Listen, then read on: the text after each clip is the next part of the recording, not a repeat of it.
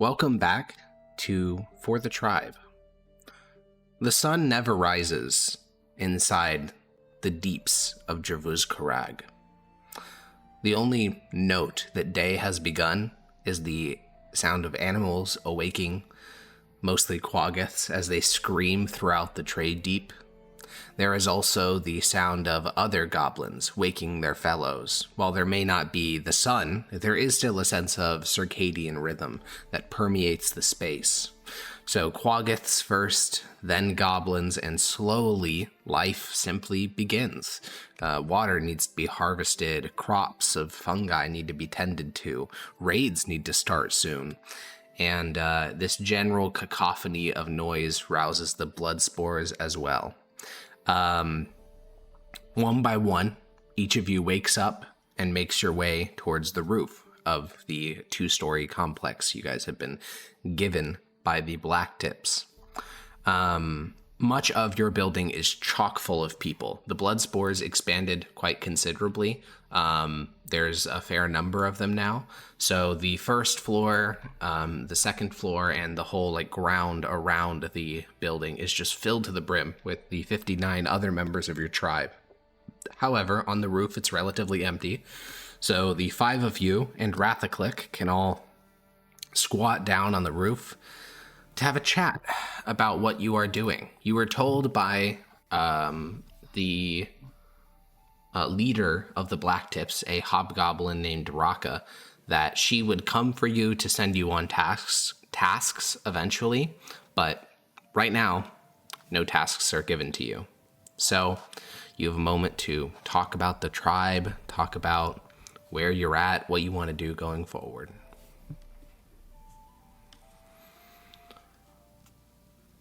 Brothers, if you would allow me a moment to yap for a little bit, I think we need to leave this place as soon as possible.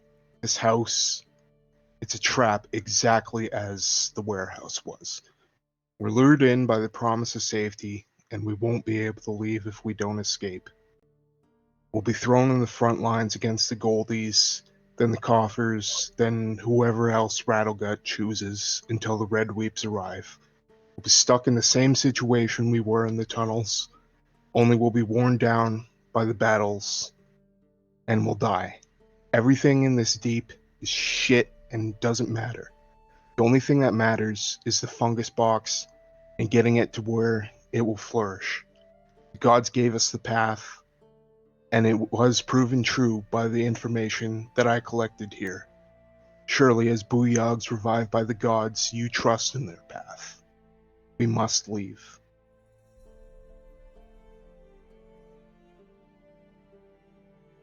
And then he'll sit down and look to all of you. I saw the creators and they want us to stay here. We do not serve the creators. We serve the Triumvirate.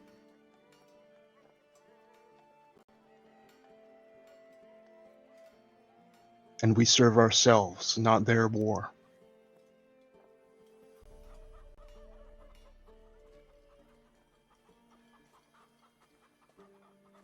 Does Yapper believe we must keep going up? Yes, this place is a trap. We must ascend the pitch stairs, deal with the eye stealers, and go to the place that the gods have chosen for us.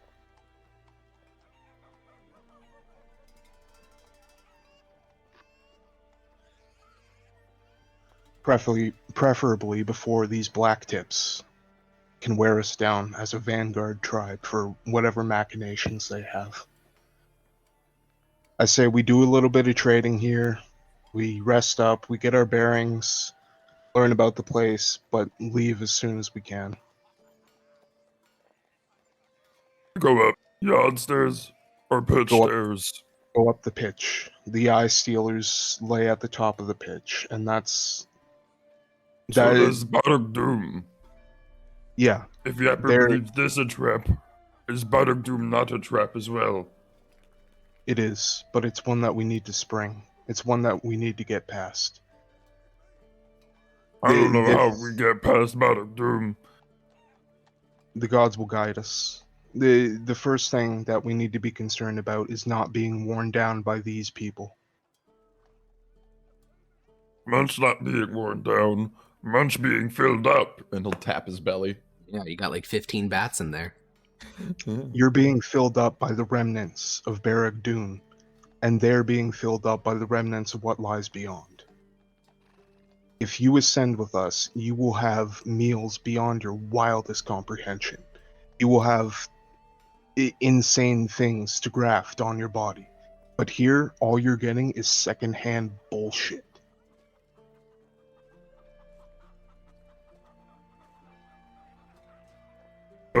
Anyone else have opinions as well? Because Munch think that sound pretty good. Mediator Munch.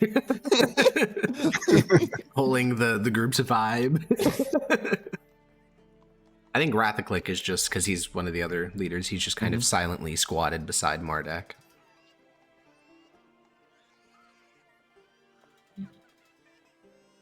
It's going to be a hard journey, I won't lie to you. But this place is death. We will wither and die here at the whims of others. I say we fight for ourselves, we fight for freedom. We ascend as the gods have told us, and we thrive.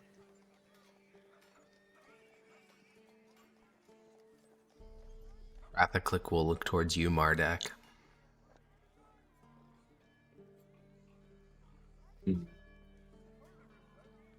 Did you have another of your dream visions? This was the first one. This is all I've been guided from since we left the tunnels. How do we know when we get to the place we're meant to be?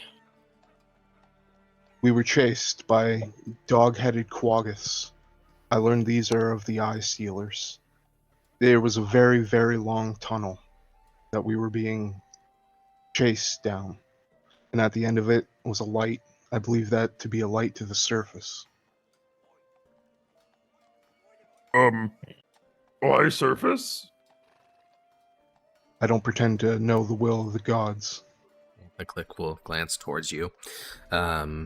Obviously everyone in your tribe is a full believer in the Triumvirate. Anything other than that, it just wouldn't make sense, because, like, their prophets walk around. So Rathaclick, I think, will kind of scratch his beard, and he'll say, "All right, the gods wish us to go to the surface. Perhaps this is true. It could be the ultimate test of our strength. But many members of our tribe are not yet even blooded. They have not killed anything, much less actual warriors. Could this deep not be a place of training, of growing stronger? If we are thrown as chaff, which you are correct, we will be, we were told as much, then it will hone who is strong from the weak." No, we have advantage in numbers right now.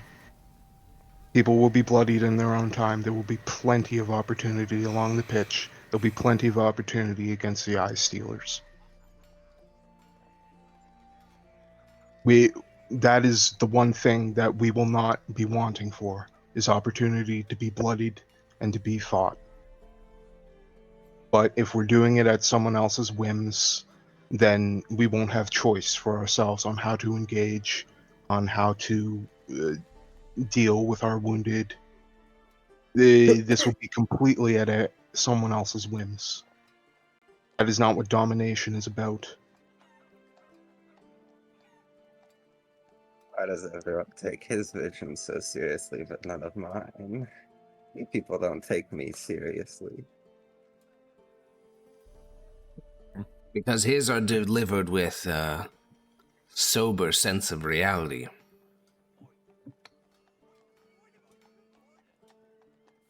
Yours are delivered while your body twitches. I'm not. Have you seen him collapse? He's twitching when he does that. Perhaps. That's a good point. I'm not. I don't think ultimately- anyone has gotten a sober vision. Whether or not that goblin was connected to the creators or not is irrelevant. You may have been onto something, Hiss, but it was not about the future of our tribe. It It was about the future of him. It was about his desires. He is not one of us. I'm not ultimately against your plan to keep advancing, but in your vision we are being chased, no? Correct. If right now we have no urgency to leave, we should take what we can get from here before we abandon it. I agree. We should do some trading. We should offload. But there is urgency. These people will want to send us into the meat grinder. They've said as much. They've even said that one of them will try and get us to join his tribe. This is another Thok we're dealing with. This is someone that we will eventually have to kill in our own supposed home. So, we should leave before we have to deal with these challenges. We should deal with the challenges set forth from the gods, not by these trade-deep assholes. Munch opinion is similar Rathiclix. Stay here, maybe one attack. While we stay here and trade, we most likely will have to go on assignment. Then we, get strong during the attack. They hopefully not weeded off. I don't think Black Tips will turn us into just random fodder, but instead use us for something, meaning we may survive. Then, without getting comfortable, we can go up north, up. I think Rathcliffe will be surprised. He'll give you a nod of respect. You guys barely agree. We were ordered to be a vanguard tribe. That means on the front. That means fodder. No doubt No, we will have... you make a good point. Forgot about vanguard part. Long word. There are flavors of fodder. If it is tasks they give us, we can conduct those with intelligence. And if the weak amongst our tribe die, they would not have been used to us in the future anyways. I care not for flavors of what other goblins want us to be. We are the blood spores. We are the first. We are not on a quest from them. We are on the quest from the divine. Think of what we All can that gain. matters is that box and getting it to where it needs to be. You're so against us being this vanguard. It's likely we lose quite a few of our weaker members, but we can take strong members from the ones we fight, make them part of us, we become stronger. We barely survived coming here. If we keep running, I don't know if we can survive the journey. I disagree. I think we handled the Yod stairs impeccably. What was it? One guy who died and one guy who wanted to die? We encountered friendly patrols and 3 Otyugs. It was hardly a challenge to begin with. The 3 Otyugs we handled well. Friendly, I disagree. They imprisoned us.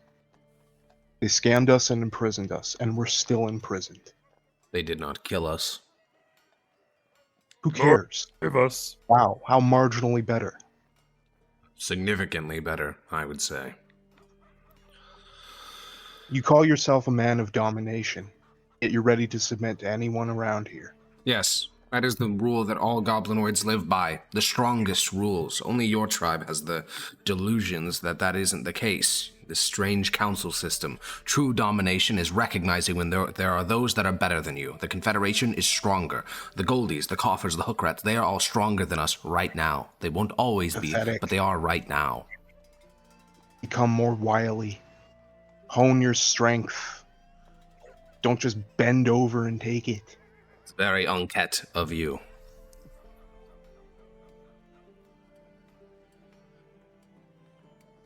Unket would not abandon his brother. As I will not abandon you. But you have to stand on your feet. There is a reason why Dominus was found in the brain, because while Anket may be wily, he doesn't think. We must be strong if we are to survive. Our tribe right now is weak. That is a simple fact. Mardak If Anket hadn't pulled his brother out of the corpse, he would still be rotting in that brain. Yes. Yes, he would. But So come with me out into the world, brother. Don't let yourself rot. Don't let Grosh rot. Don't let Dominus rot. Don't abandon Anket to the world and all its dangers. Stand with us. I do not oppose the will of the gods. I do not think Munch or Marduk do either. We merely believe that at present we are not strong enough to do the trials they have set out for us. Munch believes we You have our haven't- whole lives to face these gods' trials. We do There's not. nothing wrong Red weeps with are enjoying coming. the time we have. How about mediate a bunch, put it to a vote? Who believes we should head out now? I believe within the next couple days, at least, we need to head out. Oh. I assume our assignment will be within the next couple days. At the very least, I would like to trade the metals that we have. We can get some bows. We can increase our tribe's ability to fight from range. But much beyond that, there's nothing for us here. I think we should gather information about the path that we should take to get to the pitch stairs. Get some bows. Get some clothes, because frankly, the people said that we don't look like a tribe, and I'm inclined to agree, so maybe get a uniform of sorts, but... Click nods aggressively at that. Okay, so get some uniforms, do some trading. If it so happens an assignment will happen today or tomorrow, unfortunately, it seems like with the present situation, we'll have to go with it. But I think we should let's not avoid get an too assignment. comfortable, and then prepare to, head out in 3 or 4 days' time. Does that sound okay to everyone? No, If not sooner. Oh, I don't understand the urgency to leave. I don't see it Because at all. I don't want to be ground down in the war of the fucking... this confederation here in the Black Tips. They don't control us. Decided he doesn't They We do go out there, control see us. what it's stand like. being a goblin. What was that, Hiss? Yappa has all of a sudden decided he doesn't like being a goblin. Oh, there's a goblin.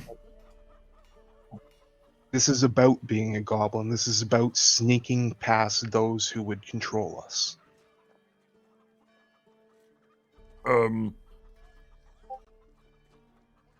Match believes that we will, at some point, there's always someone stronger. To think we are the strongest is, I've dumb. never said that we are the strongest. I am very aware that we are relatively weak. What I'm saying is, I don't want to be controlled by someone who is stronger and serve their ends as opposed to my own. Why not? Because I have a divine revelation from the gods.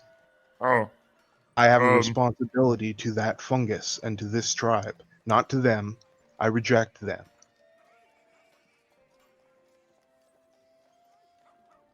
I think you all of you talking kind of noticed that much of the debate has fallen along lines of Hobgoblin and Bugbear on one side and Goblin on the other. He's talking about a lot of the things he says, not submitting to higher powers, always planning for your own eventualities, like your own ambitions. These are very Goblin traits. These are very Enquête coded. But a lot of like Rathaclick's thing of, someone's stronger, we have to submit to them. Or Munch's thing of like, well, we're not that strong, we have to be stronger. These are very Bugbear and Hobgoblin traits of viewing the world.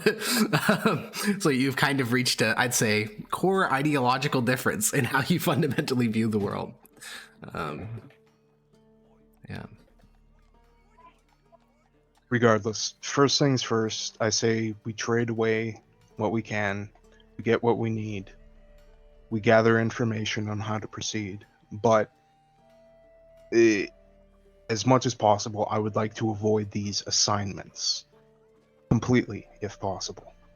Rathaclick will shake his head and say, "You are right, we need equipment and uniforms, but if we are to remain in the protection of the Confederation, we will need to do work for them.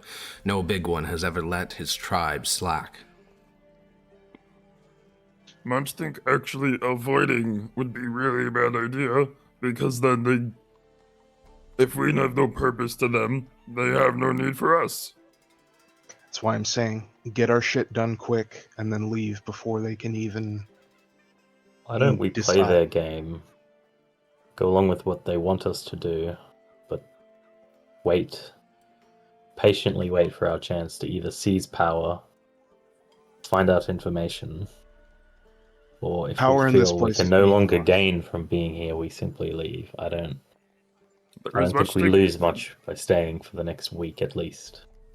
The only thing The to longer- gain here is shit. The longer not we true. stay here, the more we learn. Look at all the things they can do that we can't. These are all remnants from Barrack-Dûn. These are all hand-me-down bullshit. The gods have And given us the that means path. it is not useful? It does. It means it's a Yes. trap. It means that while we're fighting over scraps, the Red Weeps will be coming. We will be ground down by the enemies of this place who mean nothing to us. And the path of the gods will get ever more difficult to climb. All we need to do here is get equipment, get information on how to get out, and ascend the pitch. Yes, can you roll me a religion check? First roll in a month.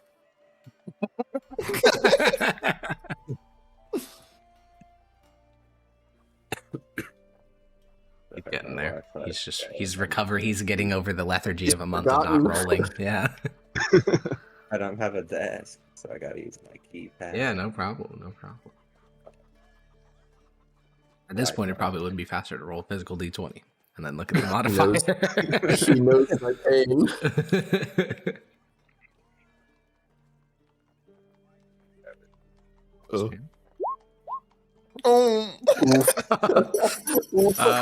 For a moment, you were vaguely remembering a religious story about Anket, but you forgot it. It was like on the tip of your tongue, but it never coalesced. Unfortunate. Still a little hungover. Yeah, yeah. Yesterday's very long trip. Well, I think it sounds like you guys have some short-term things that everyone agrees on: selling your gear, getting better equipped, learning more about the area you're in.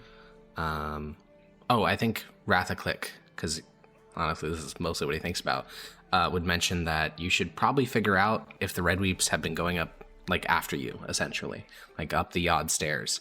Because obviously, you don't know of that happening. As far as you know, the Middle Deeps is the farthest up the Red Weeps have gone, but who knows? I think it's safe to assume that they will.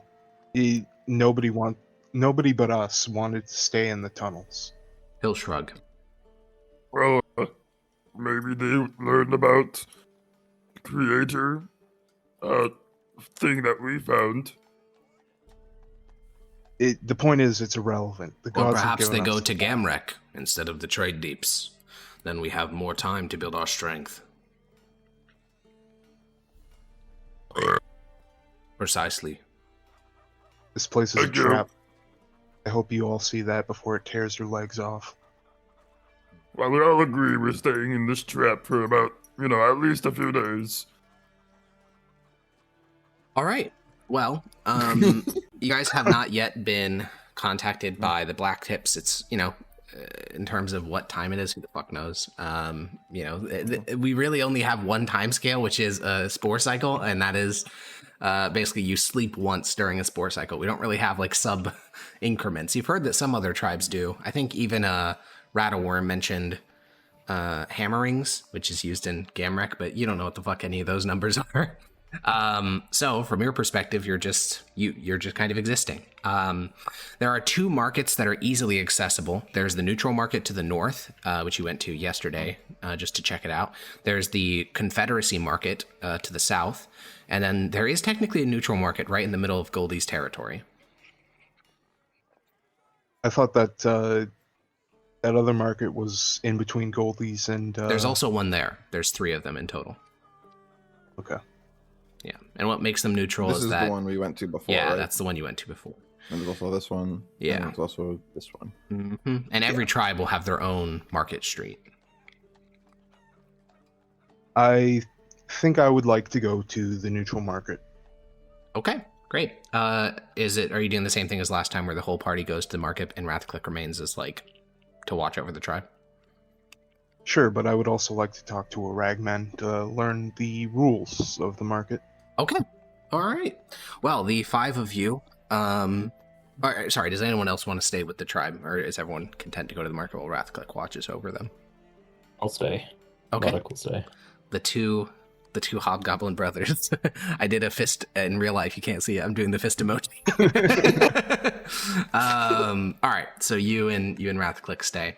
The other 4 of you, so the bugbear and his 3 goblin children, make your way to the neutral market. When you went here previously, which was, night is not really the right word, before you went to sleep, it was pretty busy. It's even more busy now, though. The market is denoted by so it's built on one of these like 40-foot wide open thoroughfares, covered with all sorts of very like densely packed stalls with no sense of central planning.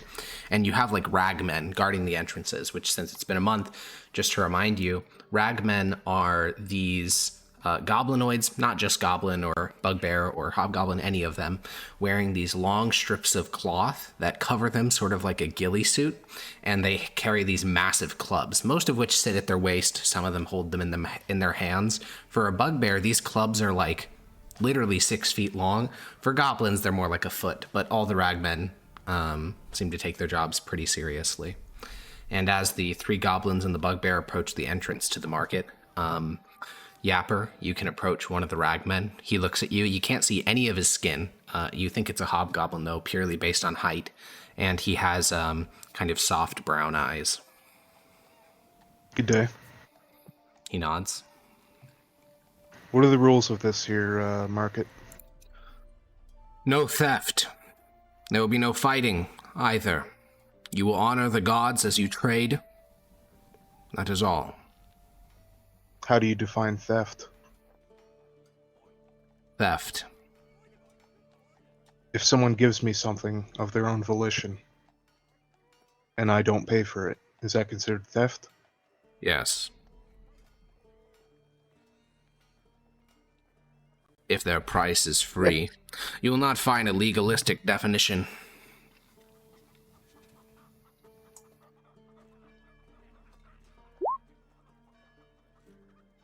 Stadiga. No goblin common law.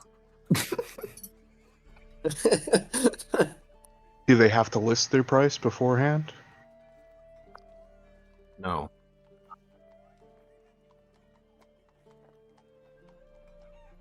How do you define fighting? We know it when we see it. Very well. Good day. All right. You guys walk into the labyrinth that is the open market. There are all sorts of vendors selling all sorts of goods. Being Alright. awful pedantic today, Yapper. Of course. I don't want to be scammed like last time. What happened last time? That one goblin handed us all a bunch of bats and then charged out the ass for it. He charged you like 20 copper coins for like 11 bats. It was like 10 each bat, actually. Oh, yeah. I mean, it was expensive for sure. I remember that. He charged out the ass. We got mega scam. Anyway, I see. basically the information I'm looking for here is I want to see if you guys can find any hook rats or goldies and try to determine if we can get through their territory.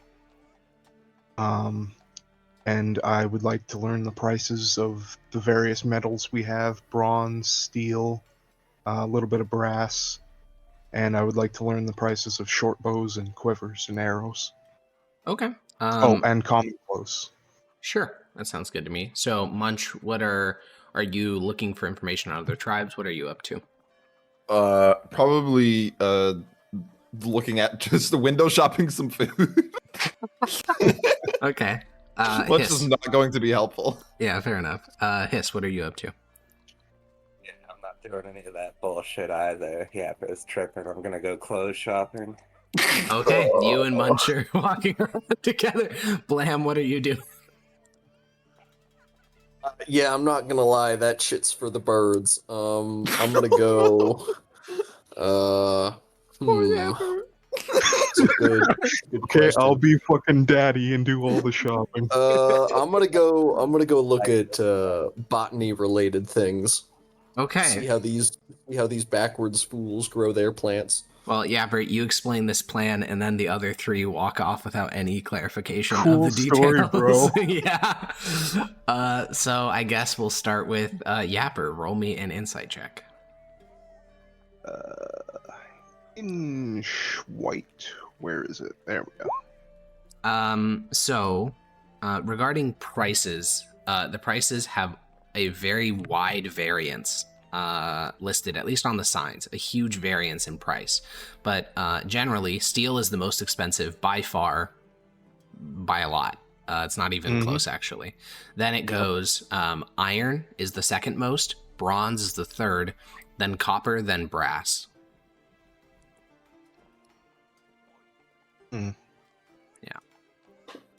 And did I get the prices of the clothes and the bows? Yeah, so again, these have a very wide variance, but the average cost of clothing has 3 different price points based on the size of, what you're putting clothing on. But Right. if we take the average of all sizes and all costs, the average is about 400 copper chips, which is a lot. It's actually clothing is one of the more expensive items because there's no wool, there's no anything like that. The 2 types of materials clothes are made out of are quaggoth leather or mushroom fiber, which are neither of those are very quality things, so it's hard to make shit out of. It's hard to sew things. So the answer is expensive. It's quite expensive. Okay. And regarding bows, those are actually very cheap. Because again, they're not made out of wood. They're made out of mushroom fiber, as most things are. And the average cost of a short bow would be 80 copper chips, which is that divided by 5 is how many copper coins it costs. Okay. I can't do math real quick, but I see we got 260 pounds of copper. Yeah. Can we figure that out later and just say, hey, that's probably enough to get the whole tribe?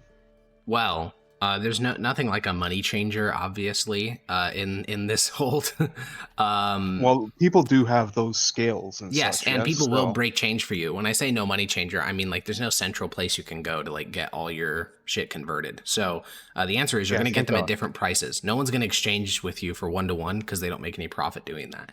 Right. So they'll exchange at a slight variance, and you're going to have to go to multiple different vendors to get it fully broken down. So we can do that in a sec. But Hey, can I roll a persuasion just to see if I can haggle? Yeah, I mean, yeah, this is closer to bartering than it is to commerce. Ooh, Whoa! You'll love to see it. Okay. We'll get back to that in a sec then. Blam, you said you were looking for botany. Are you looking for mushroom horticulture or just normal ass plants? Mushroom horticulture. All right. There is an entire row essentially of about 20 different vendors all doing different types of mushroom related things. There's people who sell mushroom soil, which is soil that they claim will be very fertile ground for mushrooms growing. There are about 200 varieties of different fungi, most of which have different names based on which tribe the vendor comes from. There's the blue fungus, which you guys have had in the Middle Deeps before, and they have about 40 different names for it. Baby blue, glowing blue, red blue, the blue cap. There's a bunch of different names for what is just the same fungus, but there are huge numbers of varieties. There is also weird mushrooms. There's one called there's one called a chicken mushroom, which seems weird to you because you didn't even know what a chicken was until yesterday. And what you saw was this weird clawed animal that shrieks really loudly. So you don't know how this fungus has any connection to that, but it looks almost like meat. Yeah, it just looks like these big, wide things of meat. It looks kind of good, actually, but you've never seen that fungus before. Also, a lot of these fungus aren't bioluminescent, which is also weird to you because most of the ones in the Middle Deeps are. And some of them are huge. One of these fungi, you're not sure what it's called because, again, it's named 50 different things, but pillowy white is what it's called at this stall. The mushroom is as big as your torso, which is insane to you because, the crimson fungus never gets bigger than, like, an index finger. Can a goblin index mushrooms finger. be crossbred? Not easily. I mean, in real life, we can kind of do it now, but not the goblins definitely can't do that. Okay. All right. Unfortunate. I wanted a red cap the size of me.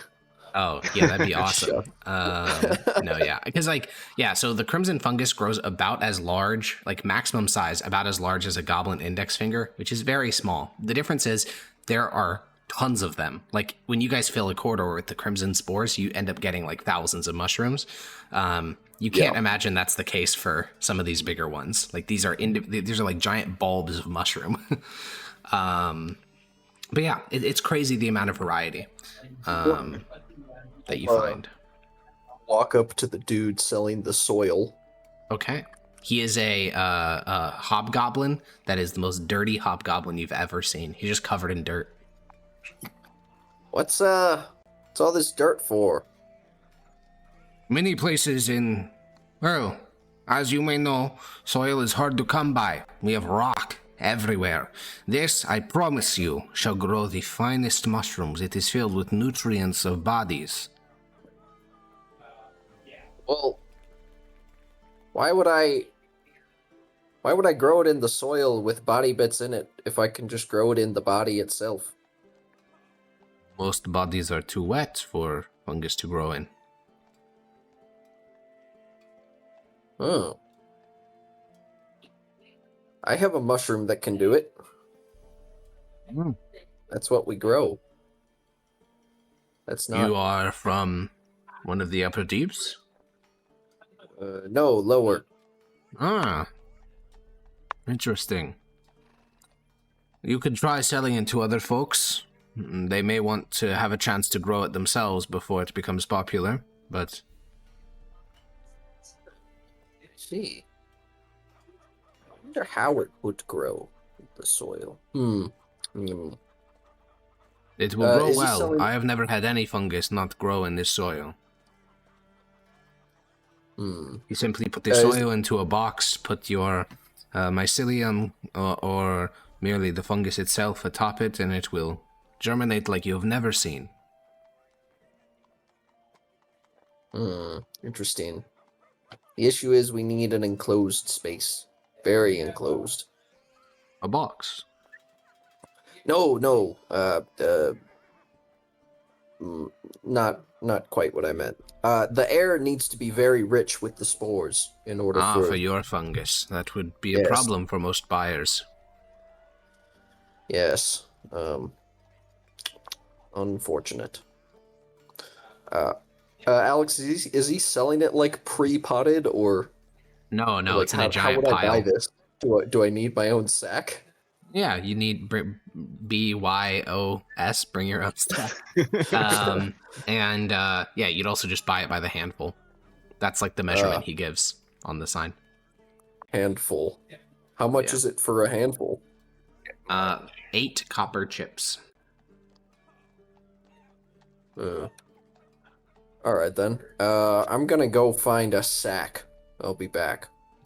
Okay, you go looking for a sack, and you are spoiled for choice. There are burlap sacks made of mushroom fiber. There's leather sacks made of quagga leather. There's goblin sacks made of goblin leather. There's all sorts of stuff. Yeah, give me a couple of those last ones. All right. The goblin The leather. Gucci stuff. They goblin kind of bag. appear like a goblin with all of the bones and meat removed, because it's just like this loose hanging skin that's been like stitched together. And Sick. they cost 200 copper chips. Oh, All right. Who has all the money? think it's spread out. I mean, whoever actually no, it's probably back with Rathaclick because I don't think anyone has this stuff on their sheet. It's mostly on the tribal sheet. Yeah. Oh, all We'd right. probably just be going to get prices and then going back. Oh, hey, I need this, and this. Oh, all right. I'm gonna go get a bunch of the coins. Okay, so how many chips did one coin turn out into? 5. 5. All right, yeah. So what? That's math is hard. 40. Okay, that is 3/4 of all the coins you have remaining. Oh, You I have a thought we lot had- of. I thought- no, you have I tons thought of we had metal. like 200. No, you have tons and tons of metal, but you don't have that many coins. Yeah, we'd be bartering. Ah. You have huge see. quantities of metal, hundreds of pounds of metal, but Do we have enough loose copper, or have we been bartering with other metals? you have enough We have copper a coins shit right ton now of to do the copper. thing you want. No, this is a side personal project. I Oh. won't use the coins on that. Yeah, I mean, you have Skitter Golem chassis. You have 16 of those. Yeah, I mean, you have some loose copper. Yeah, I'll just gather up loose copper. Okay. So to pay for this thing, it was going to cost 40 copper coins, which is equivalent to like 2 pounds. So you could give them 1 Skitter Golem chassis to pay for the bag. Okay, I just want to find one that's my size. I have a funny plan. You want to find a goblin that was your size and then was killed and skinned? Yes. Okay. So like He's gonna pop out of the the bag. skin is my size. Yeah, you buy a goblin bag. Fantastic. Let's go get some soil and then All I'll right. start terrorizing the public. You can carry about 15 pounds of soil in this goblin bag, which will cost, since this sold by the handful, would cost you like, it'd be 8 times 128 copper chips, which is like your We'll do math difficult. later. Yeah, no, I'm cooking. I'm almost there. He's 1 cooking. pound, 1 pound of copper. Ooh. All right, cool. Can someone Goblins are annotate atrocious. this for me? It's difficult for me to do it. Yeah, no, that's fair. Yeah, sure. I will say, if you want to give him exactly 1 pound of copper, you would probably be better off with using copper coins than you would trying to give him a Skitter Golem, because those weigh 2 pounds. I see. How many coins would that be? Like 20. 20? Yeah, okay, I'll give him 20 coins. Right. You have a goblin bag and 15 pounds of soil. Fantastic. Yeah, back to the fucking house. I'm done here. Huge. All right. Well, Hiss and Munch, the two of you have been walking through this market together. Munch, much like yesterday, you walk through the wet market, your eyes lingering on everything. Today, there seems to be fresh animals like being butchered as you walk along the alleyway. So you can see like a quaggoth get its neck cut open and then its skin like peel back and like quaggoth steaks being set out and lots of different things. Unfortunately, last time you bought them, they were very expensive and you have no money on you. So I think you're mostly just window shopping, right? Yep, that's what the plan was. All right. You look at all these meats. So many meats. I'll go up to meat. I'll go up to one of the butchers, like slaughtering a quaggoth. Yeah. Any leftover scraps? He looks at you like it's a giant bugbear with like a huge cleaver, and he like pulls his cleaver out of the quaggoth's side. No. Okay. Okay. And I'll walk away sadly. I'll sell you the spleen for 5 chips. Munch doesn't have any money. Ah, bug off. Wait, Hiss, do you have 5 chips?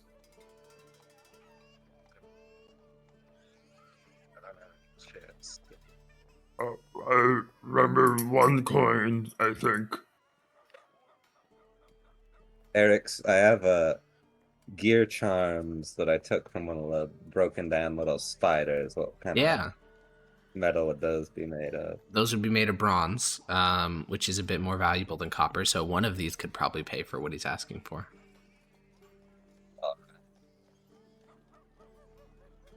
I'll give it to my boy Munch. Okay, Munch, you are handed a little gear that's like a little bit dirty, but very shiny and like orange. This is not copper. Bronze. Isn't bronze good? You'll take that, right? Yeah, for sure. Absolutely. I'll take that. It's more valuable. Yeah, I'm asking him that. How much for this? He looks at it and says, I'll give you the back leg. Back legs? Back leg. It's a big quaggoth. Back leg, throw in the spleen. All right. I'll toss him the gear. Yeah. Do you guys know what quaggoths look like? I don't remember if I've ever actually described what a quaggoth is. It's like a humanoid sort of thing. It definitely is, which it makes it kind of odd. Yeah. So they are they're quadrupedal, but they can stand on their hind legs. They're covered in this thick, shaggy like fur, which is what makes them so valuable. They come in a variety of different shaded hues because they've been bred by goblins. They use some of them, like wild quaggoths, are very intelligent. They form tribes. They like hunt goblins. These are not wild quaggoths. These are domesticated quaggoths. They're very dull. They have like basically no personality. They exclusively exist for the purposes of like animal husbandry. So a quaggoth like this, a big brown quaggoth, their rear leg is like 30 pounds. Like these are big creatures. They're basically like hobgoblin sized in terms of overall scale. Yeah. But they have massive hindquarters because again, quadrupedal. So you get handed this severed quaggoth leg, the fur still on it. He just cut it off with the cleaver and then he's handing it to you. And then he'll also give you the spleen, which is a pretty small little organ that to most bugbears is like a delicacy because it's very sweet. Delicious. That'll be my dessert. Yeah. So you just start gnawing on this raw leg. Yeah. Like I'm like gnawing on it, and like in between bites, kind of going over. What tribe are you from? The bugbear will slam the cleaver into the table and say, "Matchsticks." Matchsticks. Matchsticks. Oh, and I like point like my best interpretation of Southwest. That way. Yes. Nice. Enjoy. And I'll walk away. Yeah, as you're you're watching Munch eat through layers of like fur and like meat, and you just know he's gonna have hairballs later, fur balls specifically, because he's eating, dense woolly quaggoth fur and it's just going into his throat, and he's gonna have to get it out somehow. But that's a future problem when he's vomiting hairballs in your guys' fucking house. And what exactly are you looking for, Hiss? I was gonna look for like robes, but now I want to look for drugs too. Okay. Specifically psychedelic mushrooms or all types of drugs? Well, I'm out of my supplies, so let's see what they got. Fair enough. All right. So, drugs. Yeah, I mean, obviously they have them. There's no like laws. I mean, in general, there's no laws. There's especially no laws about like substances. I think the three general categories of drug you will find are: one, psychedelic mushrooms. These are by far the most common thing. They come in typically wet and dry varieties. The dry are supposed to be more intense. There's also a type of wine called suja, which is a type of mushroom wine that theoretically should also make you trip balls. And then there is a spirit distilled from suja called damat, and damat is like it's basically like distilled wine, so it's like I think that'd be like a gin. I think that's how they make gin. That'd be a brandy. A brandy, okay. And so yeah, it's like because of fortified wine, yeah. And that is also supposed to be highly psychedelic. Those are the three general. It's all the same ingredient. It's just how they process the ingredient. And you weren't doing any of this fancy distilling shit down in the middle deeps. Yeah. Can I afford any of the like a gin liquor with my gear charm? Yeah, Damat is definitely the most expensive of the offers. They come in different varieties. The cheapest one you can definitely afford, though, with a single gear.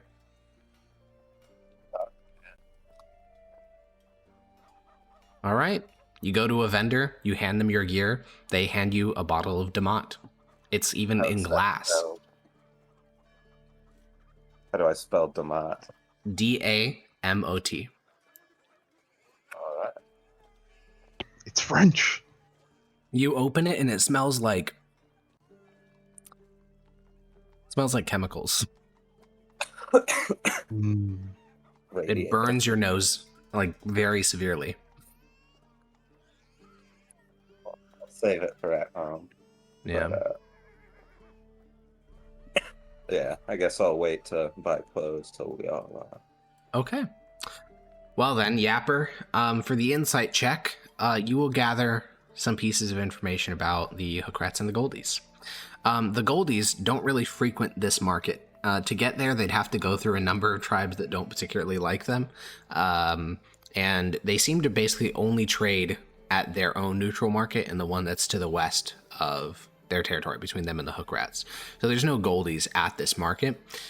You do hear about them, though, and you learn that Goldies often wear gold as their form of armor. Because while gold is like very valueless in terms of like it's not that rare in Dravoskarag. Like steel is much rarer than gold.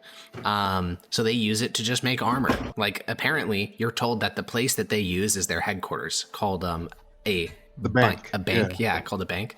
That place is filled with gold, and so they just use it as essentially a resource to just armor themselves and weapons and all that stuff.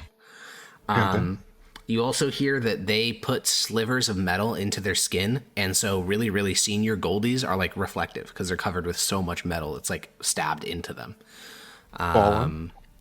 Yeah. As for whether they'd let you through their territory, who the fuck knows? You get very differing answers. There's some coffers at the open market. Those are the tribe of like alchemists. They seem like they seem to indicate the Goldies are pretty normal. Anyone from the Rattleworm Confederacy indicates that the Goldies are insane, and some of the smaller tribes have, I'd say, mixed opinions on the Goldies. As for the Hookrats, their reputation throughout the entire trade deep is one of like fear, because they are big time slave traders, which makes sense because you guys bought a slave from them when you were in the Middle Deeps. That kind of matches your experience with them as well, because they worship Dominus as the god of binding and the god of slavery. You guys hadn't heard that second part before, but it makes sense. So their kind of modus operandi is to run into a territory of a tribe, get a bunch of them like in bolas and whips and like hooks and nets, and just drag them back to their territory and sell them off to other people to make it their problem. So they're pretty terrifying to most people in the trade deep. So generally, as for whether they let you through their territory, it's hard to imagine they would with you as freedmen. They also don't preserve tribal structures when they take slaves. They will, as you experienced as well, sell individual members out to different tribes to prevent rebellion. Darn. Yeah. Maybe it'll be different for you. I mean, you're their old trade partners. Oh, surely, yeah. Harkon would never lure me into an impish trick. As for does anyone know the location of any of the golems? Yeah, there's a bunch. I think there's like, let me go check my notes. I think there's like 20 in total in this deep. Bro's gonna touch him. Oh my god! Oh my god! Oh my god! Oh my god! Don't touch the golems. I got plans that I cannot say because the haters will. Oh, there's 5. There's a total of 5, and I think I said this last time, but it's been a month. So the 5 golems in the trade deep are not like intelligent. They were given fixed orders, and they just operate on those orders now, even hundreds of years later. If you get within their like aggro range, they will fucking kill you brutally. But outside of that, they're completely harmless. So and everyone around you. Yes, and everybody. Yes, this is true. So they are largely located in this northwestern area that's like devoid of major tribes. Is that why it's devoid of major tribes? Funnily enough, no. It's because all the buildings there are destroyed. There's like literally nowhere to inhabit. Is that is that somewhere I can get to? I mean, you can get anywhere if you're dedicated enough. I'm brave. Yeah. But yeah, all 5 of the golems are up here in the northwestern section of the Trade Deep. But yeah, the reason that's not inhabited by any big tribe is because every single building in that section of the deep is like obliterated, and not just by goblins. The fighting there between the creators and the enemy was very severe. Even the ceiling there has like some of the bridges up like on the ceiling, because the whole ceiling is crisscrossed by these giant archways. Even some of those have collapsed and fallen down onto the deep below. So it was some crazy fighting. Okay. When I get back, there's 2 things that I really want to do. First, I want to cut some mushrooms off me. Well, you did roll persuasion check to sell some of the metal, if you wanted to do that still. Yeah, that's that. I was assuming that had gone through, but yes, I definitely want to do that. Well, I just want to know what you wanted to sell, because you guys have lots of metal. The copper, for sure. Oh, just the copper. Primarily. If I can't get what I need with demand from that, then I'll dip into other metals. Oh, you'll be fine. Primarily, I want the copper. Yeah. Yeah. So with just the Skitter Golem chassis, you can convert that into, it'd be all 3,000 copper chips. Okay. And that's just with the Skitter Golems, but you are out of Skitter Golems now. Don't care. Yeah, so 3,000 copper chips is what you can get for that. You can also start to pawn off parts of Stove Belly. What's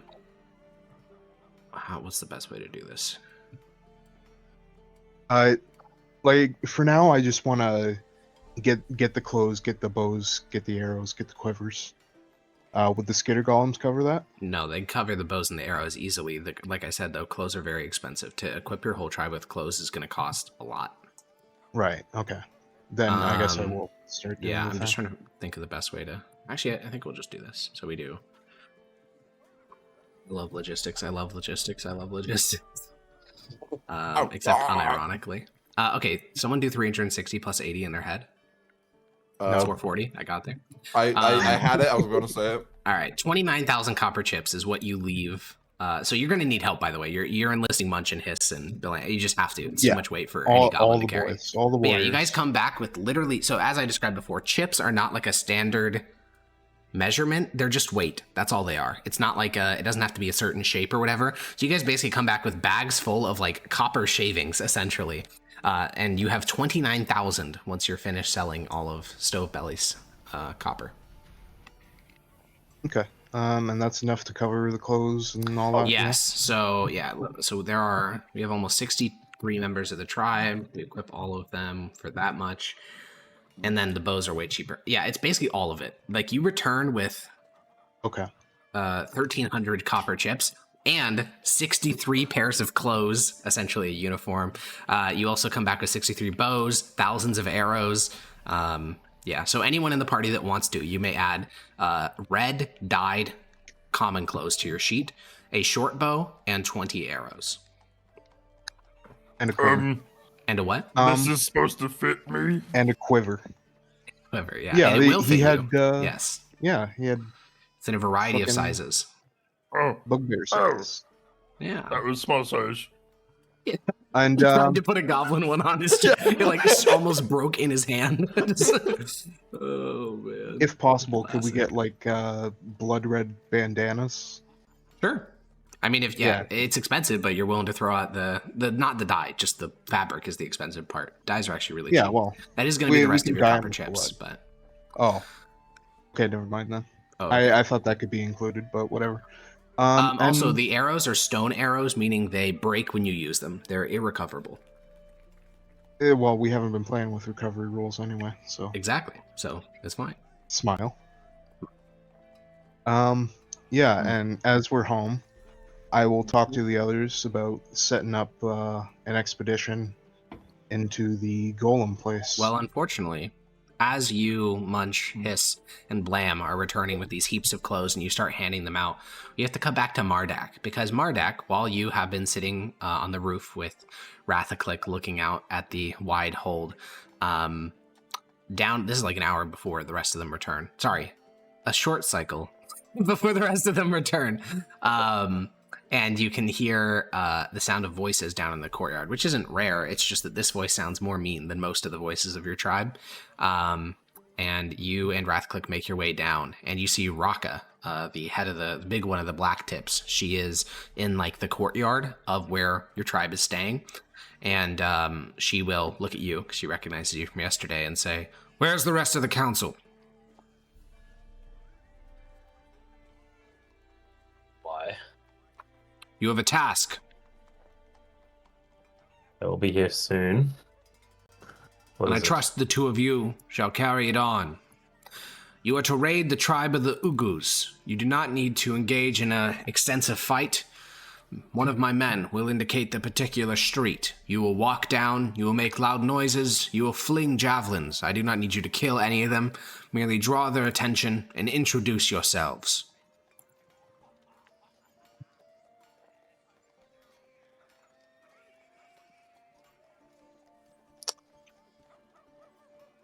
Okay. You will do it as soon as you're able. And then she leaves.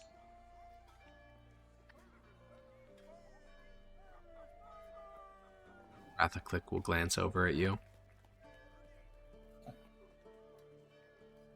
Seems like war doesn't change all that much. I thought people in the upper deeps would be trying to eradicate other tribes. We're going to be skirmishing with them like our tribes used to skirmish. Good old days. So, it's when Munch, Hiss, Blam, and Yapper return with heaps of clothing and bows and arrows, and you start to hand them out to the tribe. You put all the clothes in like a giant pile and leave it to people to figure out if they can fit. Rathaclick and Mardak will stand nearby, and as you finish offloading the last of them, Mardak, how do you want to introduce this task? Once everyone's assembled, I'll get the council together and say, seems we've been given a job and we don't quite have time to avoid it. We're expected, basically, as immediately as able, to go and skirmish with... who was it? I forgot. Ugas. Ugas. Ugus.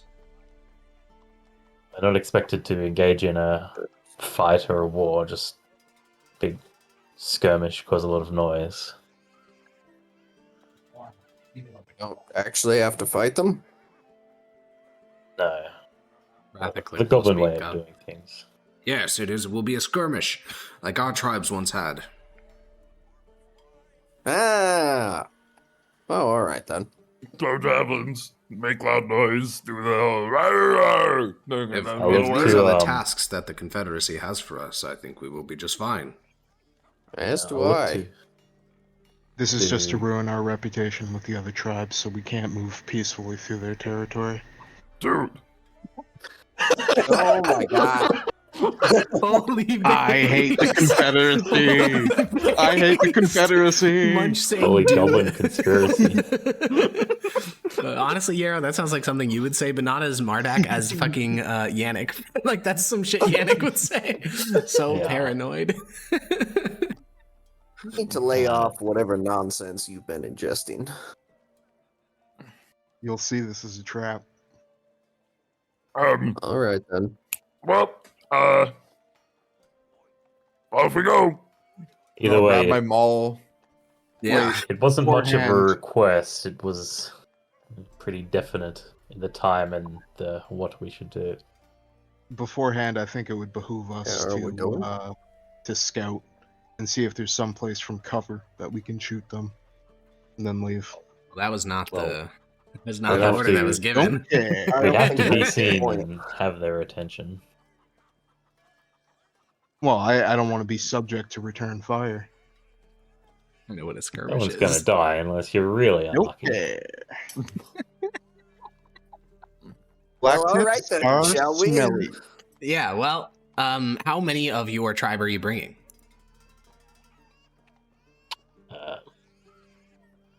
We gotta leave some. We gotta bring all the scary looking guys. Yeah, I mean, you can bring all we- the warriors if you want. You can leave the kids. not all of them. We Okay, probably most want to of leave the a few warriors. as guard. Are we not doing the scouting? I mean, we can debate about it, but we have limited time. Yeah. We were ordered to do it one certain way. Do we? She just said ASAP. She never said, oh, She said particulars. you need to go and get their attention. You don't need to fight them, like, properly. Yeah. You just need to... I don't think She was that's very necessary. specific about holding their attention. It's literally like a one short cycle. Go in, make some noise, get out.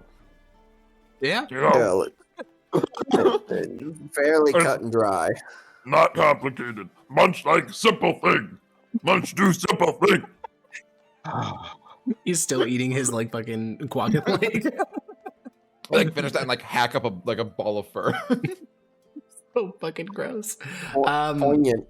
Well, you guys can bring about 30. That leaves 7 to guard your tribe, including all the kids. Maybe we can grab one of them and make our tribe strong on the way if we're lucky. Yeah, if one of them gets too close, all is fair in love and skirmishes. So yeah, you guys gather together your tribe. You have bows and outfits now. Bows are great for skirmishes. That's going to help a lot because javelins are pretty short ranged. Short bows can shoot a bit further than that. So you guys head out onto the street. There were some black tips just like lingering. I mean, you're in their territory, so there's hundreds of them around here. And one of the black tips, as you guys exit your complex, will walk over. It is a goblin with like the tip of his nose, the tips of his fingers, all painted black. And he'll look at the 5 or 6 of you, I guess, because Wrathclick is there, but the 6 of you at the head of the little raiding party, and he'll say, "Hi, Raka wanted me to guide you. There's a particular street that the Ugas will get upset at if you try to make some noise there." Munch good at making people angry. Sure, you just need to keep them distracted until you're relieved. You don't need to fight them. How upset are we talking here? I mean, they'll throw projectiles at you for sure. Maybe fire some spells at you. Oh, all right then. Jesus. Can I God. roll an insight to see if he's holding anything back? Yeah, roll an insight check. Of course he is. Well, I hate to confirm Kazik's paranoia, but yeah, he definitely is holding something back. When he said just a couple of spells, that's like, again, by Middle Deep standards, that's horrifying. Like, you guys don't be using spells and skirmishes. That's like, you're using javelins and shit, and spear throwers. Spells? He nods. What kind of... I'm not a booyog, I don't know the details, but they got magic. Just keep your distance. It's a good point. We have bows now. I'll just start shouting at them in thaumaturgy, and you guys just all shoot them with various things. And if they start to get distracted by something else, you need to get their attention back. You need to keep their attention. Oh, Munch understand. I take it we're a smaller part of a bigger thing. I don't know. If you are, I wasn't told about it. Whoops. That's what Munch think. No need for distraction if other side also don't. All right, come along. It's just a couple of streets. All right. We'll turn to Munch as we're walking. I imagine we're distracting them so someone else can go and steal a bunch of their shit or something like that. Munch agree. Yes. Good for you, bud. I'm glad. The little goblin will guide you guys. I'll like pick Blam up. What, on shoulder? Oh, yes. Fantastic. You have Hiss on the other shoulder? Hiss. That's it. Yes. Munch is Battle Tower. Hiss is welcome. You're literally an ogre Howdah. Have you ever seen that art? It's like the ogre with like a whole like platform built on it, and the goblins are like shooting off its back. I'll send you that picture because this is basically what like. Can we make this a subclass, Alex? Is it just platform or whatever? The platform bugbear. Yeah, dude, it'll give like the character the siege weapon like feature. It'd be great. Just show structures easier. That's very fun. Exactly. So you have Blam and Hiss on each of your shoulders. The angel and the devil. I don't know which is which. Devil. They're both just the devil. Yeah. Yo, Get subclass. Make it so the goblins on have 3/4 cover. So true. Oh, dude, it's getting better and better. All right, so you guys move down this particular street, and this is actually a pretty, so, you know, most of this trade deep is built by, like, a lot of the buildings here are built by goblins, so they're not very orderly. This is a preserved creator street. It has like a straight it's a straight street all the way to one of the main avenues. It has like nice buildings on both sides that are like beautiful stonework with like strong walls. It's like pretty, it's not particularly inhabited, at least not the street. The buildings look like they're packed full. And the goblin guiding you will pause as you guys reach kind of T intersection, and he'll point to the right, which is down this long road. And he looks at you all and says, "This goes right through the center of Uga territory. Do not just walk in there. They will hit you from all sides. It won't be good. You want to just get their attention because they're very protective about this street." Can we light things on fire? You can do whatever you want. Just keep their attention. Oh, fantastic. If you want to kill some, if you really think you can do a full raid, feel free. Your only job is to keep their attention until someone else that looks like me, and he kind of wiggles his black-tipped fingers, comes and relieves you. I can relieve myself, thank you. And I'll like put my hand down on my crotch area. Yeah, he'll look at that, and then he'll look back at Lamb, and he'll say, "All right, well, good luck," and he'll scamper away. Okay. Eric, is there anything here to steal? Roll a perception check.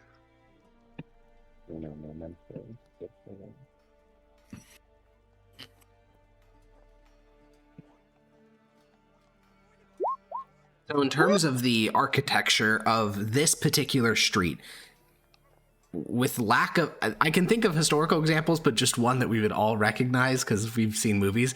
This is like Iraqi architecture. A lot of the buildings are like squat, square structures that are pretty short, 2 to 3 stories. They have like little compounds and walls outside of them, but it's all made in like beautiful dwarvish stonework. So is there stuff to steal? Yes. But to do that, you'd have to climb over the fence into one of these buildings. And from based on what you were just told, this entire street, including the building your entire raiding party is currently standing next to, is all Uga territory.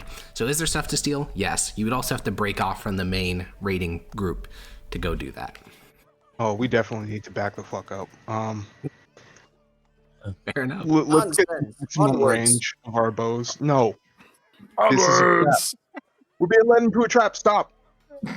Well, for effective fire, if you're trying to kill people, that would be 80 feet. But if you're trying to fire at like maximum possible distance, which is what you want to do in a skirmish, yeah, that's what skirmishes are about. That's about 400 feet. Now, you will not kill anyone at 400 feet, but that's not the goal. The goal is to like make them think that it's volume of fire.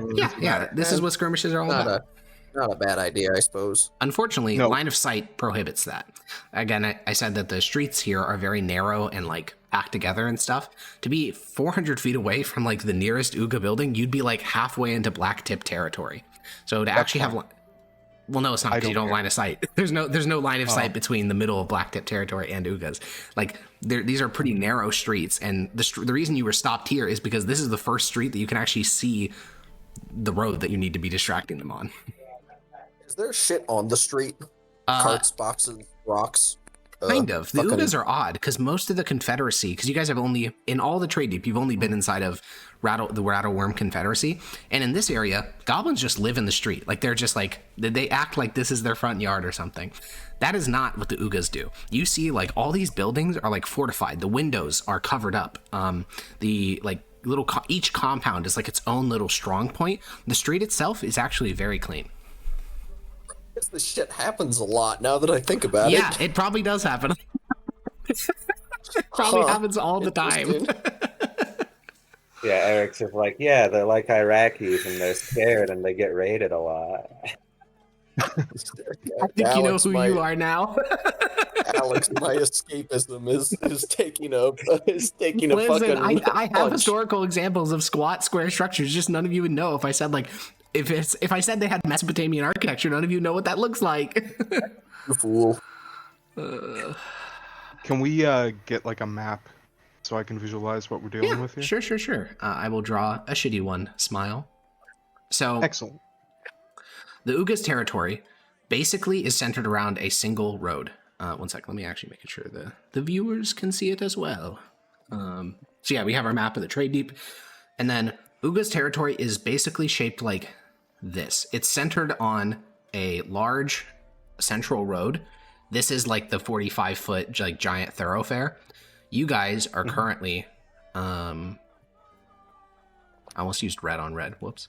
You guys are like right here, and then this central like Dwarven road splits into a bunch of like tiny little side alleyways between buildings and all that stuff. So into like a little granular thing. But the meat of their territory is literally this single road. All right, and like this is like and the road giant, just behind the corner. Okay. Yeah, so if you want to like draw some connections to the main map, that road is the giant yellow road, like the Dwarvish thoroughfare, and then where you are right now is like fully within their territory. Right around in this spot. Yeah, exactly. Yeah, right around there. Okay. Are there buildings here? That Yes, yes, there is certainly buildings there. Though I will warn that as you entered Ugu's territory, you notice that other than this one street in front of you, most of the buildings seem abandoned, which is weird to you because why would you ever do that? Like, territory is not an easy thing to come by. So if you actually manage to control an area, why would you not inhabit it with goblins if you could? But yes, the buildings behind you, this entire road, actually, like all these buildings on this road seem relatively abandoned. Okay, can we send in scouts to those buildings to check for traps? Yeah, certainly can.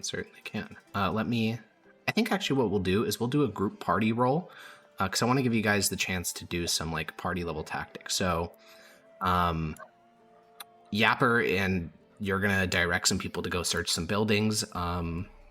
Actually, how about this? Let's develop like a party-wide plan, and then just let me know what you guys want to roll in relation to that plan, and we'll see how it goes. I would like to hold up in these buildings as much as possible.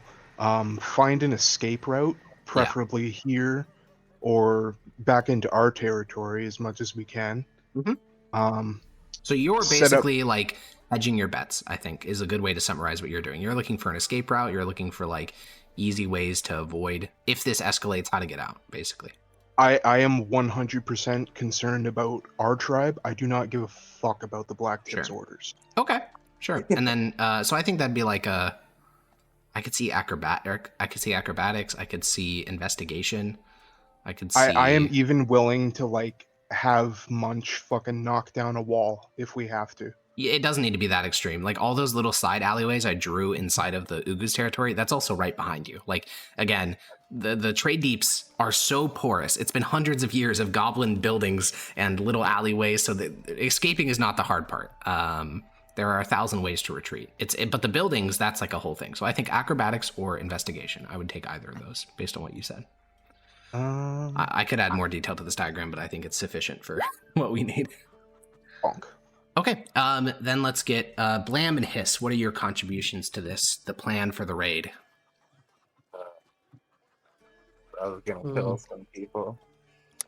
Okay, you're just gonna kill people base. All right, Hiss, Blam.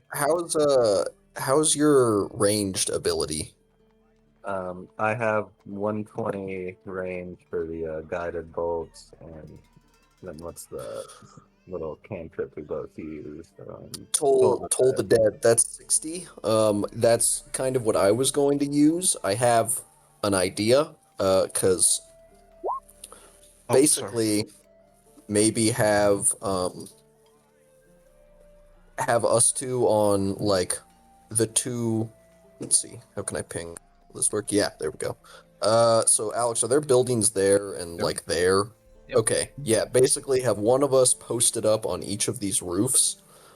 And Toll the Dead is a very loud spell, fortunately, which is good. Goes bing bong, bing bong, bing bong, bing bong. Because that's exactly what we want. We can just... Do these roofs have, defilate's not quite the right word, but... They don't have walls. Like, they don't have glow cover. Interesting. Okay. They're actually angled, because, again, they exist to handle rain from the ceiling, so they're angled so that the water rolls off and doesn't collapse the ceiling. Are they angled into the street? Yes. Unfortunate.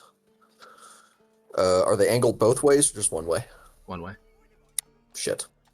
Well, okay, so it's worth keeping in mind. This street you guys are on right now, so like these houses, these are goblin made. It's only this one road that has dwarvish made buildings. So the dwarvish made buildings, they do have low walls. They do have like complex fucking, what do you call those? Like rain pipes. Like they have, I'd say, more advanced architecture. The goblin roofs don't do any of that. They're just slanted. Why do complicated architecture when few architecture do trick? Too true. These buildings are inhabited? So from what you can tell, and when I say inhabited, like, again, the Ugus are very locked the fuck down. Like, you can't see over the compound walls, so all you can see are like the second story and third story windows. Every house that has like an active barricade, you are assuming is inhabited, which means this entire street, which is hundreds of feet long, like I think, let me do some math. This is like 800 feet long. This is a very long street. All of this is inhabited from what you can tell. Okay. I have a different idea, party-wide. Okay. We go super, super, super balls to the wall on like the nearest compounded house, right? And just fucking schwack everyone in it as fast as we humanly can and make it our little fortified point. And then we can just fucking randomly shoot at people and create a bunch of noise at everyone else. What's our escape plan when it comes time to dip out? However way we got in, you just go back out that way and then fucking book it down one of these streets. Because it'll just be one of these edge ones. We're not like fucking going into the middle of this shit.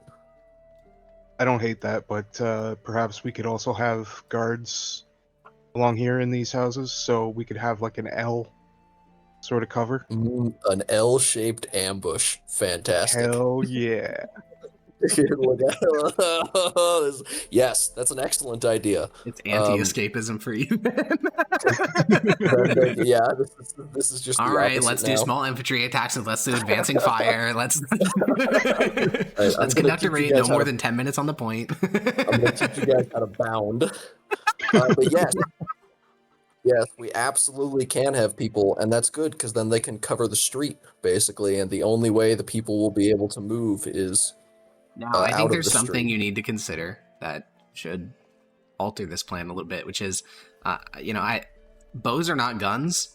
A very heavily armored, like, hobgoblin. Like, you guys have no idea what the composition of the Ugus tribe is. You actually know literally nothing about them. But if they have a couple of, like, 22 AC hobgoblins, those guys are functionally immune to getting shot by arrows. So a risk of spreading out your tribe in that way is that, like, 2 or 3 heavily armored hobgoblins could just walk through that and just slaughter whatever's arrayed against them. Are you saying like if one of them? I'm saying that like you guys are the strongest members of your tribe. If you spread your tribe out across like multiple buildings or across multiple streets, very small numbers of enemies could easily wipe out like 10, 20 members of your tribe. If you put every goblin in your entire tribe against a single like hobgoblin in plate armor and they actually tried to fight him, you could potentially lose every goblin in your tribe because they're just not very good fighters. Most of them aren't. There's a couple good ones, but most of them are very bad. Well, I think that's why we have to be prepared to run. Fair enough. Yeah. That's fair. You saying if one like pops out of that building right there, he can just chaunch down the street? Yeah, or like if a hobgoblin pops out this house across the street, sprints down, and then runs into like one of your little forces that's just firing arrows, he could easily tank it and get there in a couple rounds. I see. Yes. Can we peer over the wall? Which one? There's a lot of them. But every single one of these orange things is like its own compound. Yeah, so we're on the street here. Can we peer over to this? Sure. Is Munch gonna like boost someone up? Yeah, boost me up. We are already on his shoulders. Okay. Yep, you hoist Yapper up over your head. You have to stretch your arms quite a bit because these Dwarvish made walls are about 14 feet high, so only the tippy tip of your stretched hands can get Yapper over. Oh, he's got his tail too, so. True. My tentacles. Yeah, your tentacles. Yapper, you glance over the wall. You see that there is a mushroom farm within like the area outside of the central house, like in the compound area, and a couple of goblins and one hobgoblin that were tending to that make eye contact with you, and the hobgoblin is instantly reaching for his waist where you see a spear thrower. I can't be sneaky. You can try, but you didn't say you were being sneaky. You just said you're getting boosted up over the wall to glance inside their compound. I will definitely be trying. Okay, you basically you poke your head over very visibly, and then you duck down and try to be very quiet.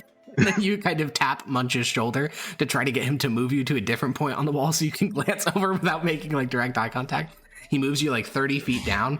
You poke your little eyes over, and you see that instantly this whole building is on alert. Like they just saw a fucking goblin's head poke over the wall. They don't see you right now, but you can see that the ones that were outside are all running towards the inside. You can see the ground floor windows are also all like barricaded, and within the span of about less than 10 seconds, everyone that was in the outside has now run into the inside, and what you're dealing with is just like a boarded up fortified house. Shit. Do we want to just... Are we going for the assault, or are we going for the shoot from afar? Vote now. You guys know what Plan Munch like. Text your choice to 1-800-GOBLIN. You guys know what Plan Munch like. Okay, so that's one for assault. I'm for hide. I'm for assault, but assault the other building, the one that he didn't just peek his head over. Okay. That's 2 for assault, 1 for hide. I like Blam's idea. Okay, 3 for assault. We're doing it. Oh my goodness. No, I meant Mardak, not Rathcliff. Whoops. I was about to say. Doesn't matter. He doesn't even talk to the gods. True. Wait, no. Mardak does. Mardak is a cleric. Yeah, but you said Rathcliff. Yeah, so I misspoke. We're going into these buildings, Okay, sure. and then someone's going over this one. All right. You said before scouting, because you were going to scout out these buildings to see if they're trapped, but time has gotten away from you. So okay, no, we're not. We're not. you going are. in. You are though, because unless you're assaulting a different building. Okay. You don't have time to both aggressively assault and slowly search for traps. These are two different things. These guys are going to be locked up. We're scouting these. We have to scout these carefully. So you're slowly scouting them for traps. We're slowly scouting them for traps. Okay. All right. Wait, hold on. I mean, this is not what we're here to do, right? We have to make a distraction. We have to survive this first and foremost. We can. Yeah, but if we surviving this does us no good if we completely fail and the black tips just come and murder half of us. From the nearby roof, like the ones you guys poked your head over, from the rooftop, you hear what? Like a weird ass fucking cry. You can't see him, unfortunately. This is the Dwarvish structure, so he's behind a wall. Time to go for it. The alert. The This alert is an has been impish sounded. trick. So where are we going? What are we doing? Argon, how could you do this to me? Yeah, the other building. This building right You here. rush across the street to here? Question mark? Where was here? It's where the little yellow dot is. This building at the end of the street. Wait, so we peeked over this wall, and Yes. this is the building that they're fortified, Yes. and we were on this street. Yes. Ethan, are we trying to Oh, okay. assault to the empty building or towards a different building inhabited I by thought we the were trying tribe? to assault this building. No, different. That building. That one. right there. Okay. All right. The Then one you he guys didn't- run across Yeah. the street. This one is also guarded by a 14-foot high stone wall. Who are we flinging over? I get there first, do the classics, squat and like arms down, to shoot Yeah, like I'll boost you up. throw someone. I'll boost you up, but it's gonna be a throw. Who's getting Okay. thrown over the walls first? I'll do that. Mardak.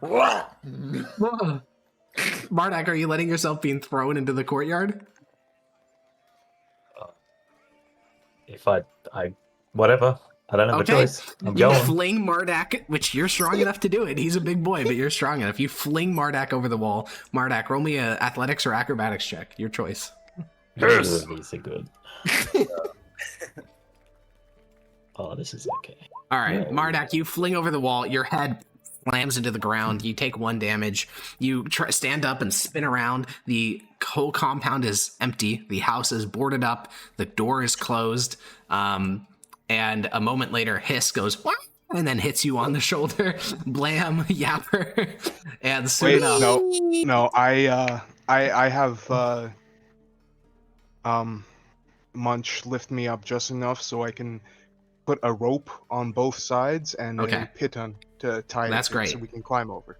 Well, then Mardak, Hiss, and Blam, the three of you are in the courtyard, like in the open area around the central building. So within the walls of the compound, but not inside the central building. You members of your war band are one by one getting over the walls. What are the three of you doing? Break that door down.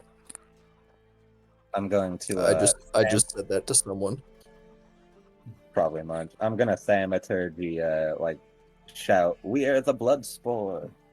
That's exactly what I was about to and do. echoes across the surrounding houses. We Am I are on the the other blood side? spores. Am I in the At compound present, yet, yeah, or no? you're on the other side of the wall, Yeah, getting that's what I people thought. over. Yeah. Okay. You said break down the wall. One of the bugbears, Karsik, will walk to the door. Boom, slam his arm against it. Boom, slam his arm against it. This is a stone door made by the creators, so it's going to take a while woof. to. Okay. It's not impossible. He is very strong, and if you get some like hammers in here, which you do have, like a maul, for instance, you can break it down. But it's going to take a while. Mall. Like a maul. What about the windows? The windows are all completely covered up with sheets of metal. How big are they? They're, let's think, 3 foot by 3 foot. They're kind of like porthole shaped. And are we talking like fucking plates of metal or like those Yes. like corrugated tin roof? No, it's plates. Shucks. They would probably still have to be bolted into the stone, so that would probably be easier to get in through than a stone door, right? Also, presumably they're goblin made rather than creator made, which is an indication of quality. True. Yeah. Shift to the window. Okay, most of the bugbears are in the courtyard now. Munch will climb over the wall. A couple goblins will start using the rope. I'd say about 3/4 of your warband is in here now, and all the bugbears start hammering against the windows. Munch, since you're a big, strong boy, I also have a 10-pound maul. Yeah, make a maul attack against one of these windows. It'd roll damage. Question. Yeah. Do I have effortless killer? Oh, and that's only once per combat. I don't want to use that now. I will You- direct some goblins Bling. to. I will direct some goblins to take up firing positions along here. So In outside of the cover. houses in the street? Yes, in cover Okay. where they can. Sure. Okay. You swing your maul, Munch, and it clangs. It's like what it literally sounds like is like a cymbal, because you're just slamming a maul against like a metal plate. So it's just like a flash, flash, and the first window to break is the one that has been getting attacked by 2 bugbears for the longest. So this whole thing, by the way, from the first person getting over the wall to your whole warband being in here and the first window starting to break is about a full minute. And you guys can hear the sounds of like different rivets popping, and Munch, since you're the biggest of the bugbears in the tribe, they will step back and let you go in to push it out. They, like basically shove the window fully out of the way. So roll me an athletics check. You got it. One of my specialties. Jesus Christ, you step forward, you position your hands on this metal plate, and you just shove full body strength. Like all of you guys, you can see Munch's muscles rippling beneath his fur. Like they're so pronounced in this moment of like sheer strength. Munch, you're no longer tired, lazy bugbear. You are like blood, I want to kill bugbear. Yo. And you push open the window. It like flings inward several feet as the rivets pop. And inside, you can see a stone room. It's not like there's no partitions or anything. It's just one wide open room. Shows signs of super recent inhabitation. There's bedrolls on the ground. There's like some fungus that was left uneaten, but the floor is empty. Where are you? In and up. I'm running in. Yeah, you In and throw up, yourself Munch. in through the window. And you're starting to bound over towards the stairs. You guys are like piling in behind Munch. And Munch, as you bound up the stone steps, you see there is a trap door. Open it up and peek a little inside. You try to open it. It does not open. Slam my maul against it. All right, roll them all. Cling. Roll another one. Oh, another maul attack? Another maul attack. Another Cling. Roll damage and another one. So, Oh, wait, hold on. I get to reroll the damage on that second one. sure, I'm just going to tell you this now. Keep re-rolling until you deal 100 damage. We'll see how long it takes. So we're at 21 right now. Is this a creator made trapdoor? Or is this It all is goblin indeed. made? It isn't. This Oh. one, all the doors are creator made. The window fortifications was goblin made. Well, How many bugbears do we have? Lots. Unfortunately, only one can fit on the stairs because it's designed for creator legs. All right, we're at 35 okay. damage. I'm Munch, putting up a keep calculator. going. We'll get someone else to do it. Keep going run where? past. Up. He can't go up. There's a trapdoor. Oh, that's what this is. Yeah, I yeah. thought It's a it was, like, trapdoor in at the top of the That stairs. makes Yeah, sense. yeah. Okay. Yeah, all right. Let me. I'll keep smacking it around. Yeah. With 35 extra so far. attack, so it's even fast. Oh yeah, hold yeah, on. yeah. Make sure to do all your bonuses basically. Yeah. Yeah. All right. Okay, so only 6 seconds have passed. No, 12 seconds. Yeah. 12 seconds. Okay. Right. Bam. It hits, obviously, 'cause it's not very hard to hit. Bam. Bam. Bam. Below a 10 misses, by the way, but 11 hits. I forgot. Hold on, I gotta read. I'm gonna reroll that second Yeah, one, yeah, feel that free. damage real quick. So that's then, and then reroll that damage as well. There we go. Okay, you're much is that? playing. It's at 82 so far total. Right. So one. Oh, Okay, the 9 does missed miss. one. Yeah, you kind of like glances off the trapdoor. Okay, you're at 92. It's been almost 4 rounds of combat. This is the 5th round. Oh, 26 well, hits. 12 All right, damage. that's it. You bang, and what you realize is this whole time, whether this trapdoor was creator made or not, that's not what's been making it so hard to open. It's that a bunch of shit was piled on top of it, and with this final blow, you hit so fucking hard that it knocks whatever was sitting on top of it aside, and the trapdoor flings upward, and you can like push your whole body up. And this room, you look around, this shows signs of very recent habitation, as in so recent you can hear the sound of the trapdoor and the stairs closing because you're on the 2nd floor now. And you kind of bound up here. You can see that there was a little setup in the corner for psychedelic mushrooms. There was a little like mortar and pestle. There was just, signs that a whole basically like extended family lived here. And there's a final staircase up to the roof, and there is a trapdoor that is closed. I'm gonna go slam on that trapdoor. It's incoherent. But yeah, you Big sprint up the point. stairs. All the bugbears are like What is he basically doing? on their legs as they like sprint behind you. And as you continue to slam at this door, we are going to cut to the rest of the party. So, Blam, Hiss, Yapper, Marduk, where in the complex are you? Ground floor, out in like the wide area, 2nd floor. Where are we in this building?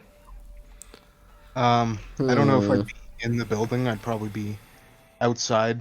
So the downside of that is if combat starts, it would take you several rounds to reach to the roof. Yeah, I'm Okay. watching the roofs. Okay. So I suppose I'd be like right here, and I'd be taking a look over here. I'd Okay. So be you're on the listening out for No, he's like I'd in be the looking- ground of the complex looking around.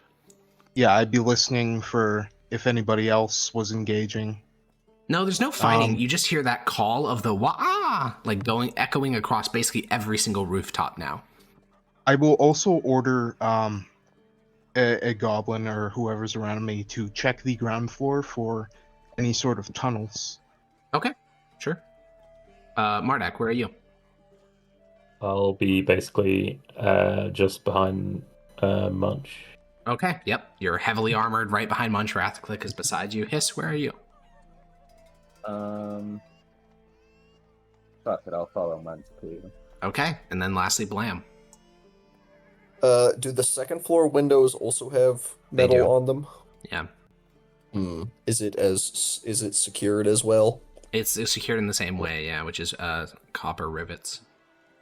Would it be easier to get off from the inside? than Much just easier. schwacking Yeah. it?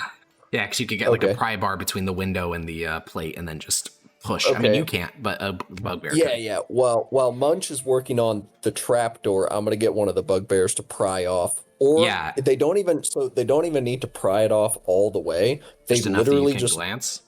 just enough so I can get an eyeball. Basically, I'm trying to get line of sight for Yeah. Toll the Dead because all it makes total requires sense is to me. seeing your target. Yeah, the bugbears are all like Munch got excited, and so they got excited too. They're kind of like dogs, but not in a demeaning way, just in like they get communally excited. And so the bugbear that you order to do it, he gets really amped. He's like, and Karsic sprints over the window, peels the entire thing off with his hands. It's bloody work. It leaves his hands all cut up from like pulling against raw metal, but he just pulls the entire plate off the window. It's for the blood.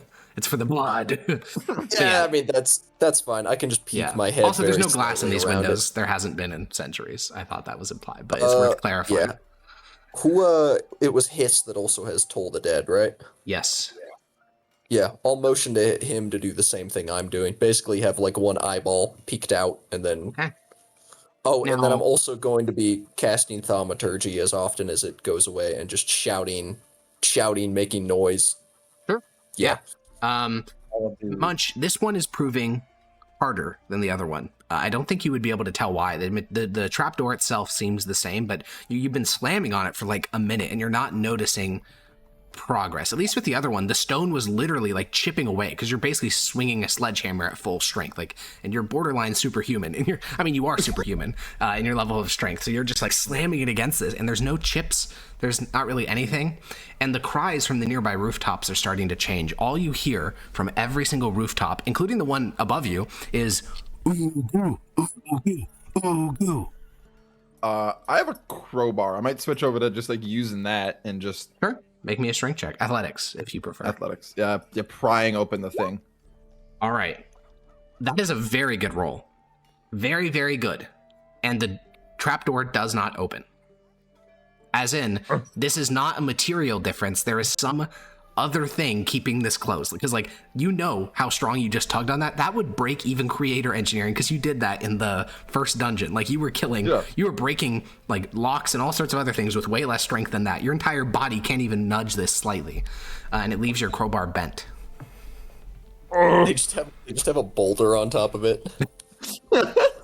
Yapper, since you explicitly said you were looking out, this compound has a gate that gives entrance to it. The gate is slatted, so it provides a bit of view out onto the street.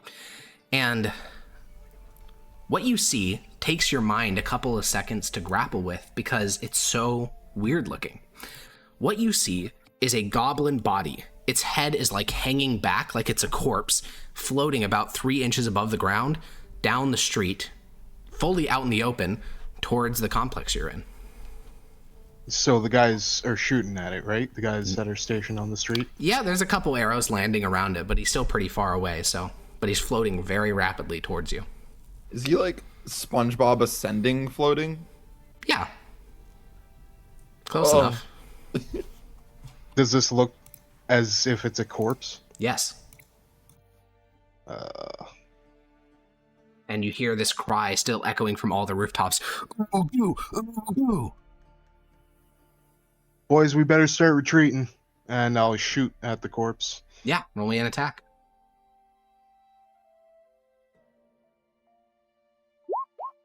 That hits, actually, because it's actually, no, it's more than 80 feet away. So it's disadvantage, so it's still 10. That hits, roll damage. It plants into the flesh of the corpse, 0 reaction. The legs don't twitch. It's like putting an arrow into like a stake. Like it happens, but there's basically no reaction. The body is about 200 feet away now. Oh, can we see it from our little... Absolutely. It's the only thing out in the street. Can you just let me know when it gets within 120 feet? I will. Yes, you said my name, Jackson? Would you say it's a medium or small humanoid? I would say it's medium, yeah. Okay. Let me know when it gets I will within 10 feet. call out, they got some corpse magic. We should retreat.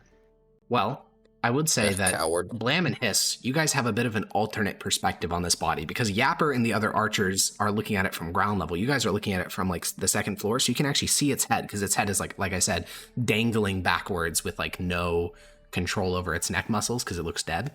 Its eyes are glowing white hot. Uh-oh. The skin around it is like transparent because of how brightly glowing the eyes are. That ain't no good. Munch, you've bent your crowbar, you've slammed your maul against it a bunch. I do want to give you the chance to try an alternate method or give up entirely. What do you want to do? Alternate method? Oh boy. And so wait, another quick description of the mental image. I'm going up. This is like the stairs to the second floor. This is the stairs to the roof. You're already on the second floor. Yeah. Got it. Yeah, stairs to the roof. And there's a door that's actually just blocking it, and I can't. And it's above. There's a trap door. Yeah, and you've been swinging up at it with the maul. You did this on the previous one, and you were breaking chips off the door. Yeah. Also, when you put your crowbar in the crevice, it bent the crowbar before anything happened to the door. Is there a window on the second floor that goes up to the roof? No, unfortunately. There are windows, but they don't go up. Well, I mean, like there's windows that go out, and then I could presumably step on them and go out and climb up because I have long Blam and Hiss are next to the one window where you guys have pried away the metal plate, and you could crawl out of that. Before you do that, I have one question. Yeah. Does the trap door perhaps open inwards? Do you want to give it a try, Munch? I pull. That doesn't work. It wasn't that gimmick. That would be funny, but that's not what it is. Shucks. We're the shot. I will go, get onto the window frame and pull myself up onto the roof from the outside. Well, I need you to make me a dex saving throw as you pull your body out of the window. You want to get rid. Uh-oh. How much health do you have? 54. Okay, roll me a Constitution saving throw. Uh-oh. Okay, that's good. For you. So the corpse lifts a single hand with one finger, and points that finger at Munch as Munch is coming out of the window. What happens, every one of you with any magical ability recognizes this as some very high level form of necromantic magic. It's this bolt of black energy which flies out from this pretty lazily lifted fingertip. Yapper, you can see this as well because it passes over the wall. Mardak and Blam and Hiss, you guys all get a front row seat for this. It strikes Munch directly in his back, and Munch takes half of what I'm about to roll in damage. Necrotic damage, specifically. You take 31 necrotic damage as the bolt of energy strikes you in the back. Munch, it feels like fire just spilled into every vein in your body. So I need one more dex save to see if you can cling onto the side of the roof and pull yourself back into the window, or you can kind of just, okay. I was probably just gonna fall. Yeah, you cling on for dear life. So what do you want to do? Do you want to pull yourself up onto the roof where there is cover and probably a whole enemy unit? Do you want to go back in through the window, or do you want to just drop to the ground of the compound? Any of these would break line of sight. Drop to the ground. Okay. You release the roof, you fall 10 feet, so you will be taking 1d6 and bludgeoning. 10 damage. I thought it was only d6. No, it's a d6 in default. We increased that to d10 and infinitely scaling. But so you take 10 bludgeoning damage. Cowards? You fall, you slam on your back against the ground about 20 feet away from Yapper, and your tribe, your entire tribe, the ones in the building, the ones out in the street, there's deafening silence because they think they just saw the strongest warrior of their tribe fucking die. Okay. Is it within 120 feet yet? He is. Okay, I am going to cast Dispel Magic. Oh, on the body? Yes. This is a very creative idea that I like a lot. I don't know if Dispel Magic does Dispel Magic have a 120-foot range? Oh, it does. Yes. Wow. Okay. Roll me. I think your spell casting modifier is Wisdom, right? Yes. Okay. Give me a roll. Roll me a Wisdom check. All right. The DC is very high for this. I will let you know. Yep. Presumably. But you could get it. It's not impossible. I was sort of hoping it was something lower, but the unfortunate Munch incident dispelled that idea. The Munch incident. Spore cycle 38.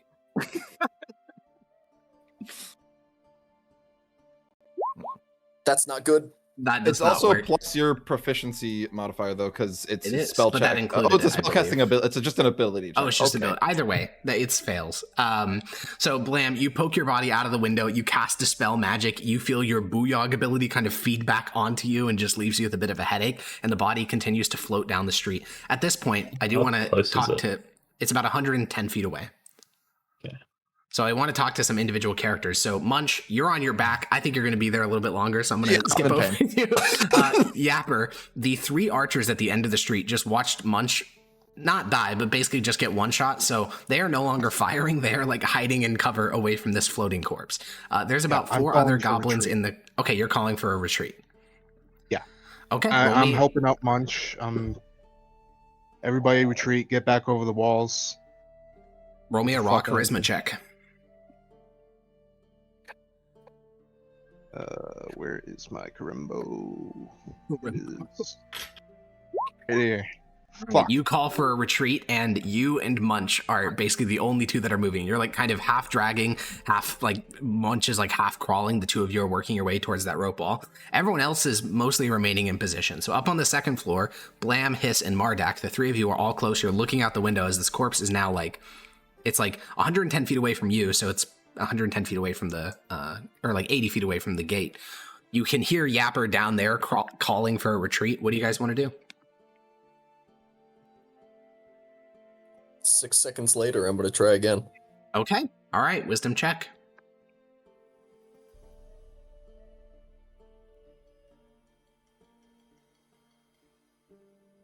Be good, be good, be good.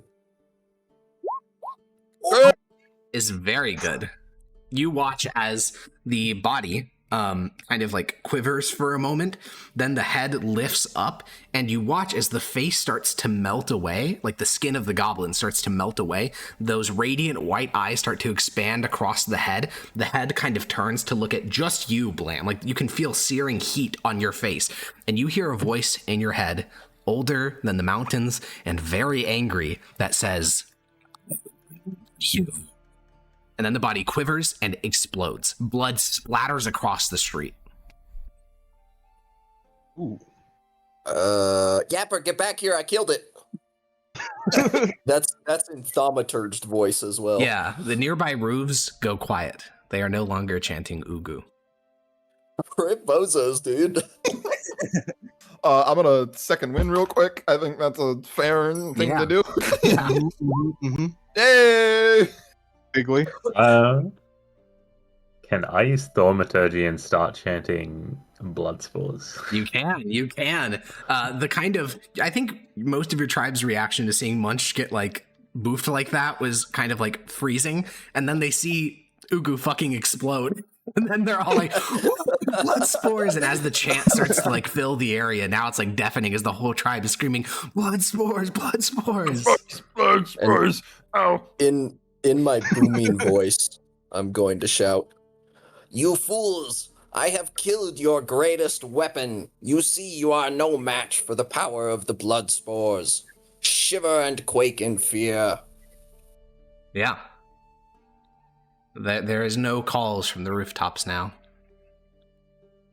I'm just going to keep making noise. Sure. You guys have a bit of time to reorganize. No one else is in the street. There was just that one corpse. Anybody on the roofs we can shoot? Not looking out, no.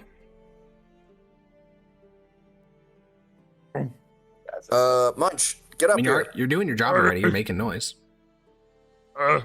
I'll climb up the side. I'm gonna climb up like this side of the building instead of the the one that's not facing away from the street. Okay, sure. Yeah. You're trying to get up to the roof? Yeah. Okay. Oh, wait, I'll heal you first. Actually, maybe not all the way back up to the roof. Yeah, because you would be the only blood spore up there. That's true. I'll go into the second floor window. Okay, roll me an athletics check to climb up to the second floor window. This is the one facing the street. Okay. You pull yourself up and kind of pull yourself into the window. Blam and Hiss, you can see that Munch wouldn't be able to see this on himself, but his entire back, basically at the midpoint in the back where the bolt of energy struck, all of his hair there is white and is in the process of like falling out. Is tentacle okay? The tentacle's okay, yeah. Yes. Just moving around very loosely. Munch. Your tentacle is okay. It stands still for a moment. As the fur is falling away, you can see that the skin beneath is looks mostly okay, but the veins are black. Cure Wounds is the touch one, right? It is. Yeah, okay. I'll cast a second level Cure Wounds on him. Okay. You cast a second level Cure Wounds.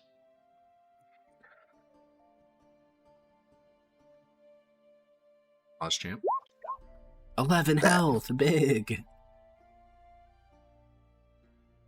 Thank you, Blam. All right, now how do we get up to the roof? Munch can climb. Scared it will happen again, though.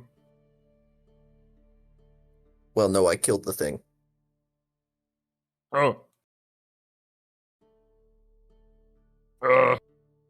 It exploded. Awesome. There's probably more up there.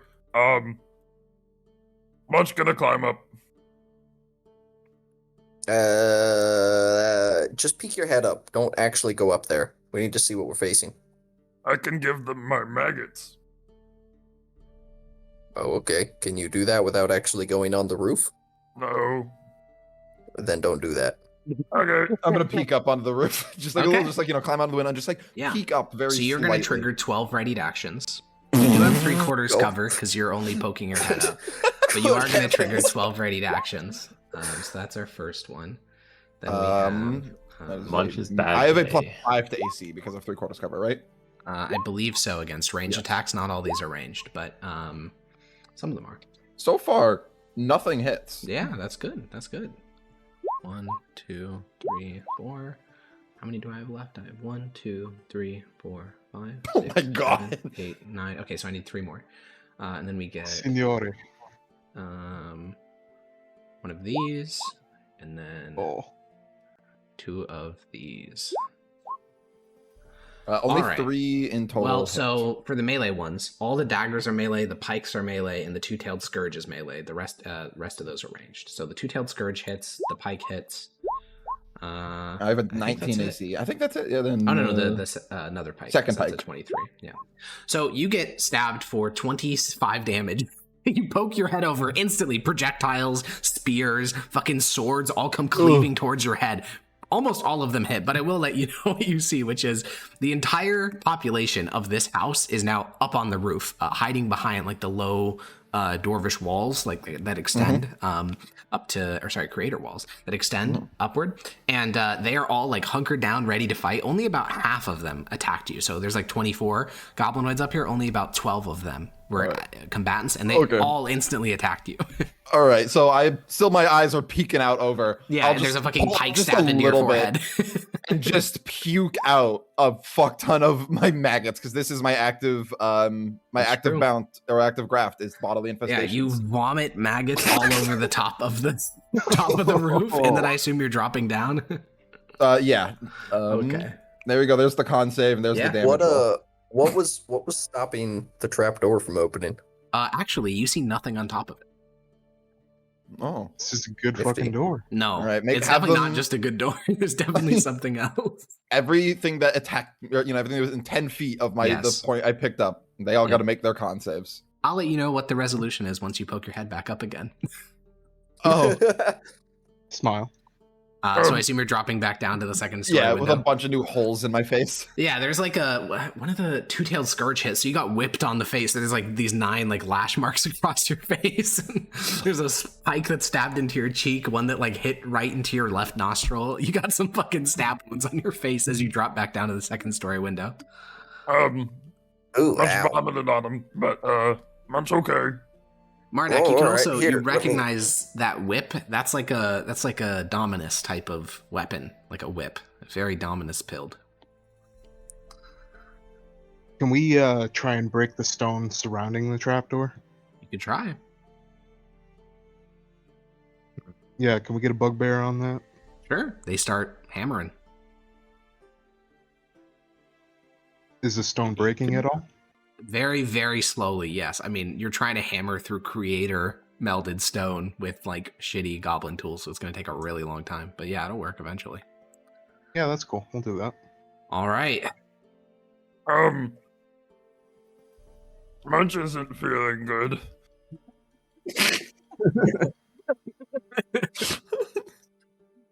Oh man. You getting healed at all? No Sorry, need to heal. I'm reading a spell trying to figure out if Weird. I can do something funny. Alex, Fun. I have a Yeah. question. Sure. Here, I'll put the spell into chat. Watch it be stone shape. Oh, it's not stone shape. Okay. If If Munch were to hold me like out the window and then up to that level, and I got that off on something without being murdered, Yeah. could I then pop back down and have it just wreak chaos up there without me having to keep active line of sight on it? Correct. They would probably kill it very quickly, but yeah, you could do that. It'd be like a 1v, however many survived the bodily infestation. Yeah, but it would sow chaos and dissent. I mean, if we For do sure. it now, if we do it quickly, some of them could still be blinded. True. You're gonna do that's a good that. point. Lift him with your Oh, wait, tail. hold on. Yeah, Euro? I need to read this spell before I say anything about it. Okay. Well, we have 2 bugbears currently hammering on the stone around the trapdoor up to the roof, so that'll be never one mind. way up there. But when I peeked up, Uh-huh. what was the vibe I got from the people within that house and that were moved to the top? They actually didn't look as scared as you'd think they would be, considering, like, I mean, I don't know what you guys think Ugu was, but if it was their big one, which, I mean, they were chanting his name, their tribe's named after Ugu, like, that's what outsiders call this tribe. So it could just be that they're called the Ugus because they always chant Ugu. Maybe it's not their big one, but that thing, that corpse, was killed in front of them. You would think they'd be scared. They did not look particularly scared. They looked like they were just waiting. Like, some of them were just sitting down casually. Were these members of this house, like, were they like children amongst them, or was it Yes, almost entirely it's an warriors? extended family. Yeah, it's a whole Okay. wide spectrum of goblinoidom. Got it. I hope they don't have another Ugu. Can But probably we- not. That thing sounded angry. Can we get another couple bugbear? Well, even No. 4 bugbears working from There's- each side to No, break no, through no, the no. There's outer wall? logistical limitation. Oh, the outer wall? Yeah. Oh, you mean the compound wall? Yeah, like where we put the rope, get like 4 Yeah. guys just hammering the shit out of that piece of wall, so we have Yeah. an easier Yeah, that'll be a exit. lot quicker than the trapdoor, because you can work your way from top to bottom there. and Munch can that's- help with that. Yeah, Munch would be great at Yeah, that 'cause he has that sounds good. essentially a sledgehammer. Okay, yeah. So we have these projects happening. Each of these is going to take a while. So like 10 minutes pass, 20 minutes pass. How long do they want us out here for? Good Until lord. they relieved you. 30 minutes pass. Are we distracting them enough, actually, now that I think I mean, about you it? guys are making constant chanting of blood spores, blood spores, blood spores. At about 30 I think minutes, this is good enough. a hole is made in the outer compound wall. It's big enough to fit a bugbear. Actually, once you got past the first couple stones, it was actually way easier because then you're just pushing out bricks essentially. But the first couple was very fucking hard. And about at the 30-minute point, I think we have Mardak, Blam, and Hiss on the second story, glancing at the bugbear's progress. Yapper's like on ground level, looking around, and Munch is just sitting by the wall, panting from all the damage he took and from a wall he just tore down. And also, your bugbear like murder energy is starting to fade back to like normal lethargy. And then on the surrounding walls all around you, from a distant house way down the street, you hear ooh, and that is instantly picked up, and across the whole street you hear ooh, ooh. Munch, running! I peek Can we out. leave now? You glance out into the street, and way at the end of the street, like 800 feet down, you see the gate fully open, and a hobgoblin corpse floats out. Shit, another Ugu. Time to go. Fuck these people. We've been here half an hour. They'll be all right. Goodbye. All right, Kill you the second Ugu. you could just kill the second Ugu. I Yeah, don't have any that'll- more dispel magic slots left. Counter Munch spell. can't take another hit. Well, okay. I mean, all the council agreed to retreat. So, Mardak, you watch as Blam and Hiss start to scamper down the stairs. A lot of the bugbears joining them. You and Rathaclick are both glancing out the window. Rathaclick will glance at you. The Black Dips won't be happy we withdrew early. Fuck them. You Well, say that how from about outside the we- window downstairs, shouting up at the second story. Rathaclick will look at you, Mardak. Maybe we shoot some arrows at it or something? Not retreat, just skirmish. It is way the hell down there. It floats I about suppose. 20 feet around, so it's quite slow. That motherfucker had disintegrate. Doesn't What is disintegrate. disintegrate? Maybe this one doesn't. The thing that whatever that thing was very angry when I got rid of it. No, just do it again. I can't. No more of that. Oh, Does anybody else have that spell? I have counter spell, but I don't think that'll work. Well, Well, maybe at I'll this cast point, them. most of the warband has like unified in the courtyard of this building, like all on the ground level. We need to be moving now. We need to be leaving. Let's leave their territory, but stay here and see if it follows us. So you're going back go to into into these this street. buildings. Yeah, You are yeah. risking being blasted by that laser. How close was it, Alex? When it's like currently 700 feet away. no, how when close it hit was me, it? it was to- like It was 120. So it was like okay. down over here.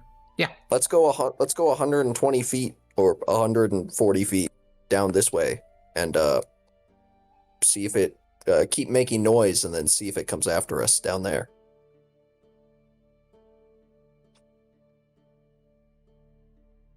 We could just like constantly, if it's not moving very fast, we could just stay at like 200 feet away from it the whole time.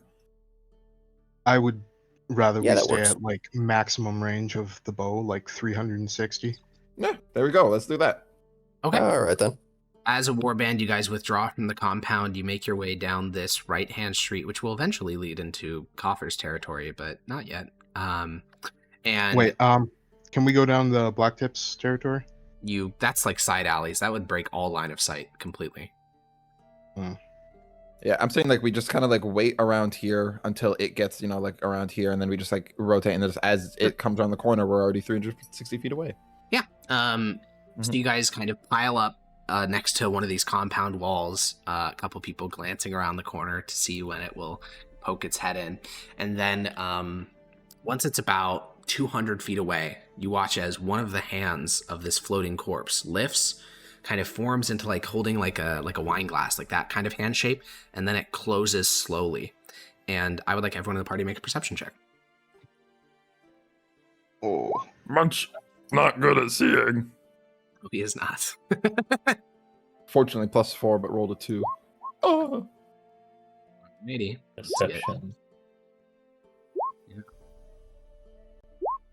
So Mardak, Hiss, and Yapper, when you see the corpses, I mean, it's not really gendered, it's just a fucking corpse, it's an Ugu. When you see the Ugu's hand closing like that, it has to be magic.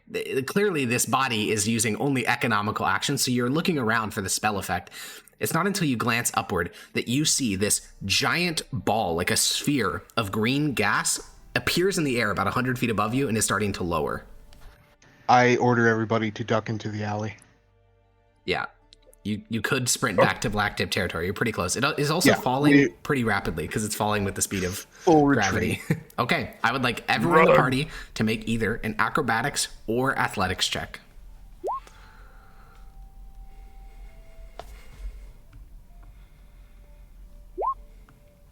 Oh, Mardak. Oh, sweet summer Mardak. He's so slow. He's so tiny. Oh, Hiss. Oh, Hiss. All right, now we just need Blam's athletics or acrobatics. I can carry Blam if needed. All right, you can do that. Or Hiss. I can carry both of them, right? Without any impediments to my movement. Well, it's going to slow you down to pick them up initially. And you are very wounded. Don't do that. You are indeed. You can pick up one of them if you want. Or Blam. Blam, Okay, I haven't that's your rolled free yet. item interaction, is picking him up. Okay, now I need rolls for the rest of the warband. So the warband is actually pretty light. Like, you have a lot of goblins in your tribe, so there's really only a couple that I'm worried about, and those are the hobgoblins. So I would just like a D... 1, 2, 3, 4, 5... For how many of them 6, fucking 7. die? I'd like a D7 from anybody. Just one, though. Okay. The fog falls, pretty rapidly. It falls with essentially the speed of like a falling mist or something like that. And most people are running, but this is a very wide fog. So Mardak and Hiss, both of you get a full breathful of the gas. However, all the hobgoblins escape because you got a D7. So the only two of the entire warband that get a huge breath of gas is Mardak and Hiss. So I need both of you to make Constitution saving throws. Oh, That's a pass. Okay. Let's see how Mardak does. That's a fail. no! So, Mardak, you take 23 poison damage, and Hiss, you take 12 poison damage. As the fog hits the ground, it begins to billow out. It was about 20 feet across, and it was falling down. When it hits the ground, it does like a big whoosh, and it starts to spread out in all directions. And your entire warband is sprinting away full speed at this point, and you quickly enter the narrow alleyways to start to retreat back to Blacktip territory. I assume we're fully pulling out and not waiting for the fog to resolve itself. Not for any spooky corpses to give us jump scares. Well, the cries of Ugu from the street grows louder and louder and louder, and it starts to fade as you guys continue to run away. And eventually, as your lungs are all burning and you reach it back to familiar streets, your warband turns a corner and you see a whole group of about 40 blacktips in various forms of armor. They're all pretty casually like walking down the same street as you. And at the head, you can see Raka. She has blood on her cheek. That's clearly not her own. And she'll spot the 30 of you emerge from like these narrow little alleyways that you were sprinting through. And she'll look at you all and say, "Oh, you came back early. You're lucky it turned out okay." We skirmished. You did skirmish, as long as you needed to. You would have been relieved in a bit. Lose anyone? No, actually. Munch almost died. Good. Like it's just coughing violently. What is that thing? It's an Ugu. What is it? The god, spirit, some sort of thing like that. Munch got hit by a beam. I don't think you killed one. It's a spirit. It inhabits as many bodies as it needs to. Oh, well, it exploded. Maybe I Sure. didn't kill the spirit, but I've the killed a thing couple is gone. bodies myself. My lieutenant here, I think he's at 15, but it just keeps finding new bodies. how'd you do it? We just hacked it to pieces. Did it kill many of your compatriots in the process, or? Certainly so. Dispel magic also works. We don't have any booyags. Ah, unfortunate. Beam her. Well, ours went well enough. You can rest for the rest of the day. Tomorrow we'll get you working again. Tomorrow. Doing the same things? No, we got what we needed from the Ugus. And she does not elaborate. She begins to walk down the street towards deeper into Blacktip territory. You can see that her warband, about half of them are carrying large goblin skin sacks that are stuffed to the brim. With soil. Surely. Presumably not. What else would you use a goblin skin sack for? Good point. That's a good point. Wearing it? I don't know. So your warband, your raiding force returns to your own 2-story compound. Not that dissimilar to the ones that one that you were just raiding before. And you spill into the courtyard. Most of the bugbears are exhausted. They only have like a bit of energy in them each day, and they expended all of it trying to like break down doors and shatter windows and go like as hard as they can. So a lot of them just lay down on the ground of the courtyard and start to sleep. But the hobgoblins and goblins, they're kind of rattled. I mean, morale isn't bad because no one died, and it overall went mostly okay, but that was scary. Alex, can we take a potty break? Yeah, we could take a 5-minute break. We'll be right back. Fantastic. See you in a bit. Keep it down. Welcome back to For the Tribe. We have successfully survived our first task for the Blacktips. No casualties. Excellent work. So, you guys have the rest of the day to yourselves. And what Lunch did we will gain be- from it? The right to exist for another day? Let's fucking Yep. go. You gain Lunch the will be rest of the day. Passing out. There was nothing else but sleep. Yeah, Lunch all the will be bugbears are sleeping in a big cuddle puddle. We don't have a freshly killed body, unfortunately. No. Yeah, Ouchie. you could have collected some explosion bits, but you didn't. I thought I need. Oh yeah, I only need blood. Oh well, this is gonna hurt. Oh, you're doing the spell recovery?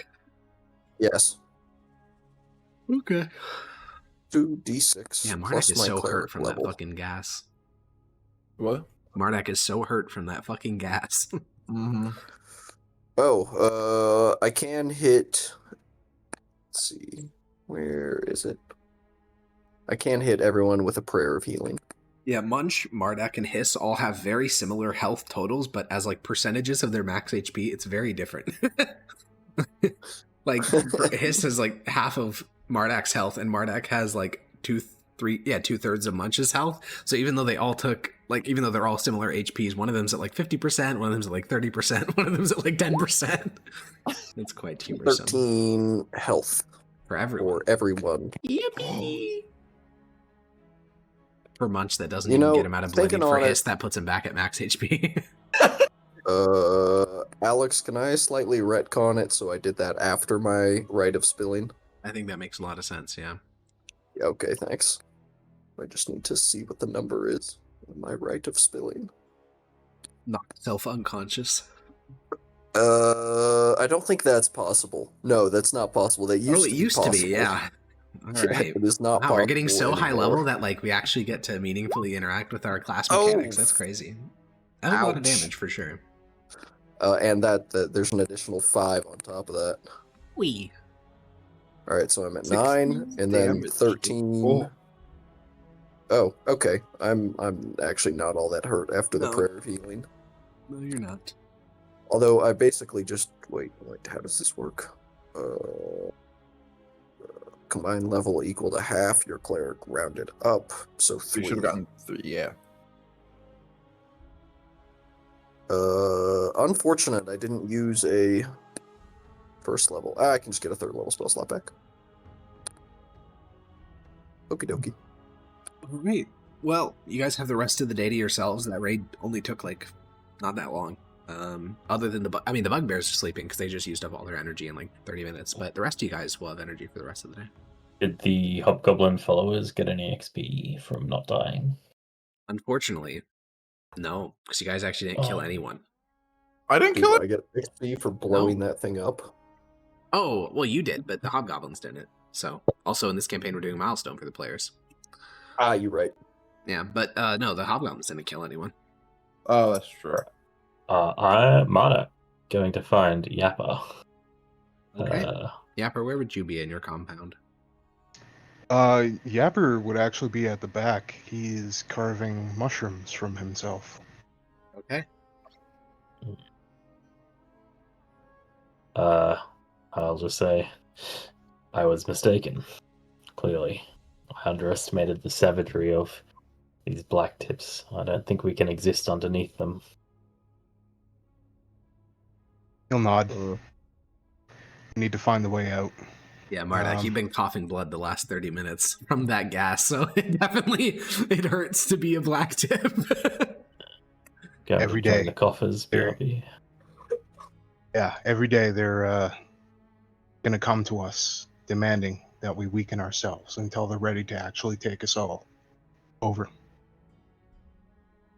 I don't know when we should leave, but we can't stay under them for long.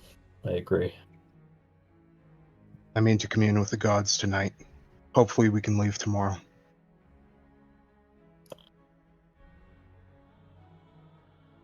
Have everybody ready. Oh, I could help out. I have a ritual. I can get some divine guidance. That would be good. But I need to find Hiss right now. Wow. You contemplate the ritual, Yapper. You finish carving off the last of the crimson fungus that's growing out of your rotting body. And, Hiss, where would you be? I am going to do my own reflection. I am going to drink a bunch of Dharma and reflect on when Anket went to the surface. Okay. You're up on the roof, and you drink the Dammit. It tastes like poison, but as you drink more of it, you never had alcohol, really, because that requires, like, fermenting and kind of advanced technology. So this is your first time ever drinking alcohol. So long before the visions come, your body feels kind of warm and fuzzy, and you're kind of just like, wow, this is I kind of like this stuff. I mean, it tastes like chemicals, but damn, this is kind of good. And then just as Yapper is, like, ascending the stairs, the ceiling of the cavern starts to seem to be able to, like, move. Like, there's this texture on the ceiling of the cavern that's starting to move, and, like, colors that you haven't seen before started to, like, fill your vision, and you feel kind of your consciousness feel like it withdraws back into your body, and you're kind of, like, observing yourself from a third person perspective. And that is when Yapper will walk up onto the roof to have a chat with you. Seeing that he is absolutely blitzed, I'll be like, oh gods, Hiss, I need you to dry these. And he'll hand him a handful of the crimson fungus. I'm gonna try to eat some. No, I slap him. No. They tumble out of his hands onto the roof. Why do you do that? How do you dry these? Put them someplace dry. Okay, can we do this accelerated? We take the moisture out of the big one.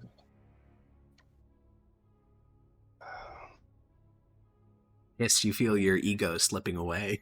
I'll grab him. I'll drag him to the kitchen. Teach me. We need this done. I will return soon. I wave. I start trying to metaphysically grab his spirit and push it down his mouth. Hiss, this isn't even your body, man. This is just like some flesh. You're about to commune with the gods themselves, and gods have no interest in flesh. Damn it, Hiss, wake up. Hiss, roll me a religion check to see what you remember of Anket and his journeys and his struggles. The stories of Anket that were passed down to you are very fragmentary. Obviously, the core story of Anket liberating his two brothers and spying on humanity, these are all well known, but what happened after, that's filled with all sorts of mythical stories. And I think that this is a really interesting thing, because you are a cleric. Like, regardless of metaphysics and drugs and how that impacts your memory, you are literally a vessel of a god. That is, like, basically indisputable. And you have received visions from Anket. And I think what is going to transpire over the next 4 or so hours as the Dammit works its way through your system is going to be the mixture of an actual vision granted by Anket and also you kind of tripping balls. And so the result of that is you feel like a passenger observing your body, and then at the same time, you feel like a passenger observing your body, observing a vision. So there's like 2 layers of abstraction from the material that you're observing. What you observe is, it's not like the actual vision, it's just the person who told you this story. So you were not raised in the Bloodspores, right? You come from a different tribe and you were captured? When I was a kid, but yeah. I was initially somewhere else. So you have a vision of when you were a little goblinling. You couldn't even swing a dagger. You were so little. You're sitting at a at a little round area. There's women that are breaking up mushrooms and kind of grinding them into a paste. You don't consciously remember this in your daily life. You have no idea where this is. It's just somewhere deep in your memory. And one of the other goblinlings, so not your mother, but one of the other ones, is humming a song. And the story tells of Anket. This is after he's liberated his brothers from the rotting corpse of Bayeg, and he wanders out into the world. And the story goes that Anket was walking through the world, and he stumbled across the tall men. The tall men were proud. The tall men were arrogant. The tall men were violent. They attempted to force Anket into bondage. And Anket, at first, accepted this bondage, for he did not wish to die. Anket is not omnipotent. None of his stories paint him that way. He's just very clever. So he accepted bondage, and he found that he wasn't the only one in bondage.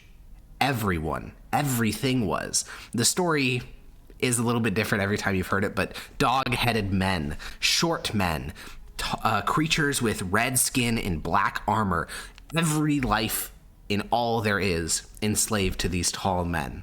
However, Anket knew that it was just him enslaved at that time. There were no others of his people. His 2 brothers were safe. And so he devised that rather than attempting some grand revolt, he would just escape himself. So as the tall men were drinking and engaged in debauchery, he went to one of his fellow slaves and asked them to loosen his cuffs, and then he'd loosen theirs. After they loosened his cuffs, he left. He did not free his fellow slave. And so he was able to return back to the mountains, back to his brothers, into freedom, let the others rot and die in slavery, because him and his brothers were free. I think that's the story that comes to you in this bizarre double vision state. So I'll let you figure out how you interpret that. Yapper, what about you?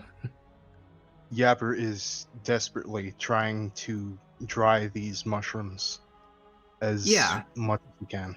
As you're attempting this, Clang and Fizzle, which is a couple of very old goblins that helped Lamb with mushroom horticulture, they'll notice you inside of the kind of food preparation area, and Fizzle will walk over and she'll like kind of watch you as you're like looking at these mushrooms, kind of like rubbing the edges of your mask, and she'll say, "Are you all right?" No, I need these dried ASAP. Now, preferably. All right. Me and Clang have been walking through the neighborhoods, and they have wood here. From the surface, we could start a fire and dry them out that way. Show me. Okay. And this costs a couple of copper chips. Wood from the surface is expensive. Not as expensive as you'd think. Apparently, there's a lot more expeditions to the surface than you previously thought, but they do sell wood. And what you end up getting is in front of your compound, so out in like the ground, she sets up a little fireplace, and then they bring in one of the black tips to help you out. The black tip, he's just a random member of the tribe. He's more than happy to. You guys put out these like kind of trays of metal. You put the mushrooms onto those trays, then you cover the whole thing in a wet tarp, and then you just kind of let it start smoking itself. And the black tip that's helping you with this says that give it probably the rest of the night, and then they'll be nice and dried out and smoky. Yapper is staring at these mushrooms just as soon as they look like they do, as Hiss gives it to us. He's going to consume them, and he is going to be pleading to the gods, show me the path. Sure. Help me escape this trap. I'll wander down to find Clang while he's doing that. Yeah, Clang, Fizzle, and Yapper and the black tip are all sitting around this like wet tarp on the ground, like in kind of like a dome shape, like an igloo like type aesthetic, and they're all just sitting and looking at the tarp. Where does the wood come from? This is to the black tip. Yeah, the black tip will say, "We buy it from well, sometimes we buy it from the traders from the Boyle Sons. Other times, the Boyle Sons will let small expeditions through as long as they give them most of their takings. I hear that the Crown Lickers have some too, but they're, well, I'm sure you know of their reputation." Yes. These, the ones the Boyle Sons let through, they're full expeditions to the surface? Yes. They hunt, they cut down some trees, and then they return. They say it is a cavern without a sky. It seems terrifying. Interesting. Who sanctions these, if anyone? The Boyle Sons. If they do not let you through, you cannot go through. I see, and you just walk up and ask the Boyle Sons? No, they have trading partners and friends. The Black Tips are not among them. I only know of the Rattleworm tribe being able to do such things. The Rattleworm tribe. Right then. Yeah, you guys are in the Rattleworm Confederacy. The Rattleworm tribe is the tribe of Rattlegut, the largest of the Confederacy's many tribes. Well, all right then. We met Rattle. You did meet Rattlegut. So his tribe. Yeah. All right then. Very interesting. I think it also is kind of meaningful that the Boyle Sons and the Crown Lickers are in opposite directions, and they both have access to the surface, which is it's interesting. I think it gives you a bit more information about the geography of Dravuz Karag. Are they both on like the far ends near the stairs? Yes, the Boyle Sons are at the top of the Yod stairs, and the Crown Lickers are really far up. They're past the pit. So the pitch stairs ends in what you've been told is called like the Great Atrium or the Great Cavern, and then they're above even the Great Cavern at the top of Barrack Doom. Interesting. Okay. Yeah.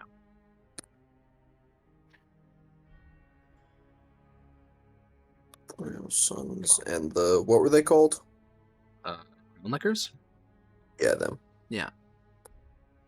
You guys have heard about them before. They're the ones that pretend that they're the creators, and they think that the creators were goblins. Goblinoids. Ah, yes.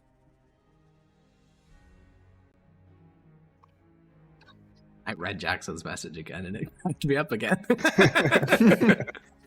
All right. So, until Yapper has his vision of God, what are the rest of you guys up to this evening? Or not evening, just the rest of the day. You really only spent like 1 hour doing the raid, so you basically have an entire day to do whatever you want.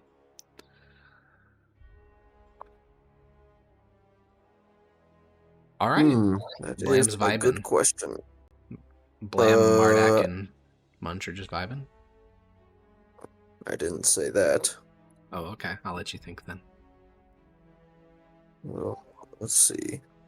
Would we be interested in going to the surface? If that was possible. It's where the gods have directed us.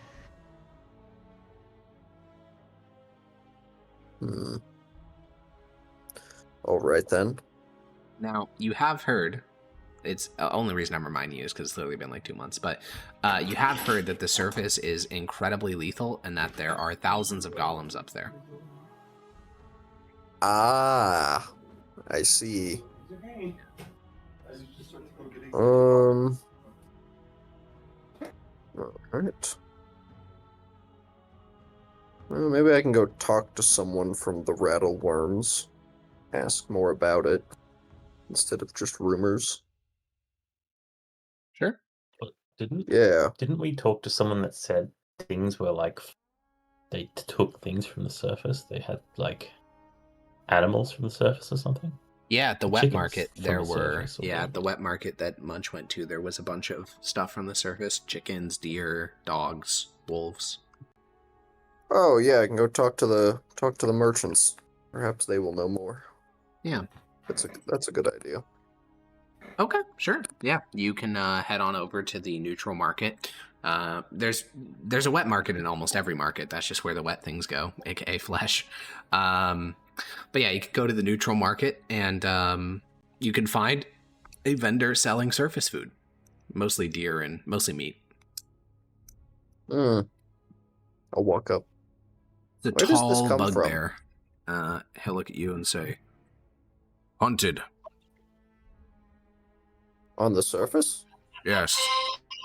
Jesus Christ, Jackson. Bro's watching football? You can see brass cymbals. Oh, yeah. There's a whole I orchestra. gotta do a fantasy football draft at the same time. Skull emoji. I knew it. Let's see. I've heard it's quite dangerous. Many golems. Yes. Alex, is there anyone else selling surface No, items? it's not that common. It's just this guy. There's this bugbear. Fuck, man. Of course it had to be a fucking bugbear, dude. That's racist. Yes, correct. I feel like we are all very racist down here. Yeah. What about Stereotypes. scammy goblins? We all worship Yeah. the same triumvirate, but are racist towards each other's gods. It is That's kind just of how it true. be. Yeah, it is kind of true. You worship the where do bugbear you- god. Do you go up personally, or do you buy this from someone? I have been. The most recent trip I was not on, though. Why? Dangerous. We do rotations. I see. Who else goes? Others from my tribe. The rattleworms? Yes. Is your tribe the only one let up? We have an arrangement with the Boyle sons. You give them most of your findings? Or at No, least some? they only seek certain things. I see. Will they be open to letting other groups through No. if they came? Why not? He will look away from you. Food from the surface! Get your food from the surface! This guy was unhelpful. You're trying to fuck I'll with his bite. monopoly. Fuck off! I get Trying it to now. fuck with his okay. business. I see. Yeah, fuck that guy. I'm not buying anything from his ass. Yeah, of course not. Because you're not a buyer. You're a fucking competitor. That's why he's not telling you shit. Oh. That was unproductive. I'm gonna go fuck with people in my goblin sack now. Okay, and what does that look like? Put goblin sack on, hide behind something, pop out, scare person. Ooh. Roll a just flat d20 if you get a 1 or lower. Just a 1. Bad things are going to happen. Okay, You're gonna sounds good. Scare the wrong person. I got a 2. All right. A 2. You leap out in front of a patrol of 3 bugbears. Your thought is they're so big that like this shouldn't actually scare them, but maybe just a little bit. And the instant reaction is that all of them take out their cleavers and one of them swings towards you, but you like roll out of the way as it against the stone. And 2 of them begin to laugh at you as you like scamper away as the other one like hoists his cleaver. But that's the Unfortunate. closest you get to getting attacked. Yeah, I'm gonna find a group of not bugbears to do that too. Yeah, lesson learned. Lesson learned. Turns out the guys who Yeah. worship the god of violence don't like being scared. Unfortunate. Who could have thought? Yeah, you find that goblins have the best reactions for sure. Yeah, that seems about right. Terrorizing your fellow. That's the thing about goblinoids, they're not even racist, they're just evil. You're even terrorizing your own people. Hiss is high as balls right now, isn't he? He is, but unfortunately he's so Yeah. high I don't even think you would scare him. He's like removed from this reality. Unfortunate. Yeah, like he's like looking at his body and being like, wow, that hiss creature is a fascinating thing. Like he's fully separated from that I mean, shit. you never know how weird things will interact with true. a trip. That's I'll true. try You it can always anyway for try. science. Yeah. So are you just walking over and being like, nightmare? I'm a skin flag. I'm a skin bag. I'm a skin bag. Yeah, I'll walk on all fucking fours and make weird noises and chant Yeah. nightmare. Hiss. Roll a Whisper wisdom negatively saving. charged words in his ear for hours. Roll a wisdom saving throw, Jackson. Jackson, it's up to you, but I was going to say for a high roll, you would not be in your body at all. And in a 1, it's like it ruins everything. So I will let you choose how to interpret a 10.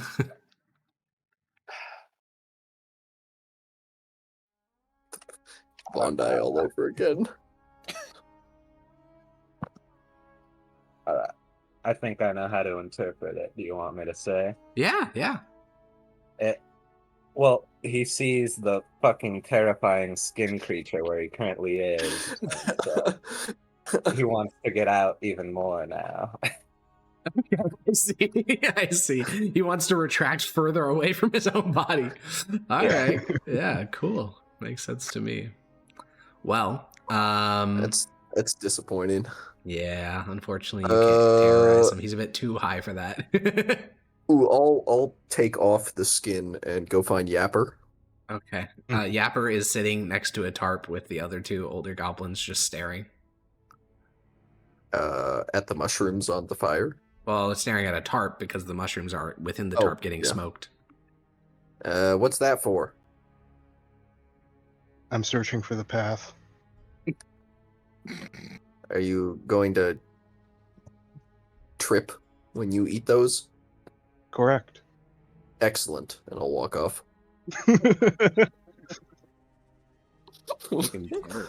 Yeah, I'm gonna wait until he does that and then continue on. If you're looking Are you tripping, son? If you're looking for other people in altered states, Munch is sleeping. No, I learned my lesson with bugbears earlier. You don't want him I'm to good, eat you? dude. Well, No, not Mardak really. is patrolling the compound looking for holes in the wall. He'd probably lecture me about pain or something. It's Yeah. You try and whip me or something so you like have a that. very target audience for your harassment. Yeah, mainly goblins and people that are high. Won't kill you, yeah. Yeah. All right. Well, then. Ooh, I can't fuck around with the soil and the. True. Do you want to try to implant one of the crimson fungi into the soil? Yes. Is there somewhere in the compound that we can get the required conditions? In the box. Just it has to be inside an enclosed space. The crimson fungus is very finicky about being in a place filled with its own spores. Yeah, is there a room? No, it doesn't have. No. None of the areas in this compound are even remotely light tight, much less airtight. We still got that box. Oh set up. yeah, they need to be airtight, don't they? Yeah, we can try the box then. Yeah, you already have the corpses in the box, so you could just pour some soil in there. Sure. Sure, you pour some soil into the box. Hopefully it doesn't go badly, because then your only fungus would all die. That's actually a good point. I won't cover the whole box. You just fill a layer up to where the corpses already were. Yeah, sure. I will say, it substantially improves the smell, because a lot of the rotting corpse smell is covered up by just manure-y soil smell. I feel like that would smell worse to us because we're not used to it. No. No? I don't think so. I think listen, you guys may eat you eat mushrooms out of corpses, but my best analogy I can give for this is that there are people who eat lettuce that grows out of manure fields, but I don't think they ever get used to they get used to the smell of manure, but I don't think that would make other things smell bad. I don't know. Manure is not that. I don't think it's that bad smelling compared to a it's rotting corpse. Bad. Have you been to a farm town in summer? I have. Yeah, I don't think it smells that bad compared to literal rotting corpses. It's headache inducing. Do we ever eat the bodies themselves? I mean, I know Munch that does, would poison the fuck out of you. Other than Munch, yeah. Other than the bugbears, the bugbears do. But for normal goblins, that would give you life-threatening stomach problems. All right, so yeah, that's why you eat the fungus. They would still smell. But yeah, bad. the bugbears are. I mean, those bad. are creatures. I would imagine a rotting corpse smells good to them. Yeah. For them, 100%. Yeah, they're. Weird. Yeah, bipedal hyenas. Basically, kind of. Yeah, they're like that one. Terrare was that one French guy who just ate everything. Don't those already exist? Bipedal hyenas. Yeah, that would be a null. That is true. I forgot about those. Mardak and Munch, you guys do have a whole day if there's anything you wanted to do. I don't think Munch will be awake. I mean, it's a whole day. You'll probably take an 8-hour nap and then wake up. Oh, I thought it was 18-hour naps. No, you'll take an 8-hour nap and then wake up, and then you'll go back to sleep, and that'll be an 18-hour sleep. Okay, got it. This is just the nap to recover from 30 minutes of doing anything. Oh. 30 minutes of something, I guess. Yeah, I mean, your blood was fucking flowing, you were pounding, you were ready to kill, and yeah, that just takes a lot of energy out of bugbears. All right, what would Munch do? Not much. Yeah, I'm gonna go back to sleep. Roll about, cuddle some other bugbears, go back to bed. Maybe Okay. try and like steal some of the food that we have before getting stopped. Yeah. Have you ever seen a dog like side eye someone with it's like someone's holding a bowl of food and they don't Yes. want to like let you know they're looking, so they just kind of look at you through the side of their eyes and it's really Yes. obvious. I picture Munch doing that while people are like making dinner. He's like side eyeing the leftovers and the second they look away, he like scrambles over, just inhales the whole bowl. That is what I will that is say, what Munch will be doing. There's becoming so many bugbears. You have a lot of competition now. There are a total of like 9 other fighting strength bugbears in the tribe. So you have competition for leftovers now. Oh man. You're getting like daily wrestling matches just to try to force the shit down your gullet. Oh. But you do have the advantage of being both pretty young as far as bugbears go. Mhm. So you're in like peak physical shape and you're the tallest. Not the widest, but you are the tallest. So Yeah. those 2 factors help you out. Also maybe the freakiest. That is probably true, but not by as big a margin as you would think. The average That's bugbear is surprising. quite freaky. Oh. Mardak, what about you? What are you doing? Yeah, I don't have that much to do right now, so yeah, I don't know. I can't think of anything. Then, Yapper. You finish smoking these mushrooms. By the time the smoking is done, almost the entire tribe has gone to sleep, including Clang and Fizzle. The black tip wandered off a couple hours ago, so it's just you. And you lift the wet tarp, and you see that the mushrooms have reached a similar level of dryness as you've seen them with Hiss. So you reach into the smoke. Your hand instantly starts burning, but you don't care. You grab the mushrooms off the metal tray that they were on, and you collect them. Your little ball of really fucking hot, dry mushrooms. Immediately eating them. Oh yeah, your mouth. It's gonna burn. You Doesn't burn matter. your tongue a bit and you swallow the mushrooms. And Blam, you've been napping throughout the day, just like between scaring people. You are a very old man. And Yeah, as you this is wake true. up for your evening walk, you walk around the compound and you watch as Yapper inhales like 7 dried mushrooms. Oh, excellent. It's time. Yeah. He makes Right. his way to the back. He's like Yeah. pacing. He's holding his head. Show me the path. Show me the path. I'm gonna Let me I'm gonna guide my wait. brothers out of this hell. wait till he really gets high. Yeah.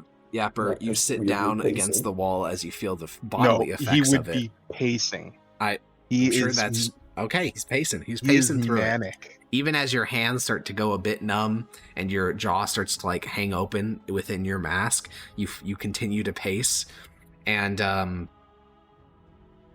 it basically goes from 0 to 100. Like there isn't this slow tilt of like reality fading away like with Damat. It is basically like, oh, I'm just like pacing. I'm in the backyard to, holy shit, I am like in another plane of existence. It instantly goes to like, I can now see the world how the gods see it. And now you're just waiting for the final barrier to break through, which is you fall asleep and then you'll full on get like a powerful vision. But you're in that like still awake technically, but having almost no control over your bodily function, and just kind of staring into the void, waiting for sleep and a vision to come. Are you acting, Blam? Mm, You little something something. I'll peer in. Yeah, he's just How- laying how- on the ground, staring up at the ceiling. How high does he look? I mean, so here's the thing about Yapper. You only ever see his eyes. Like, he wears a mask, he wears, like, a full body, like, ensemblage. So, just based on those eyes, they are, like, staring through the sky. Like, they just look like they're looking at some distant place. What are you doing, Yapper?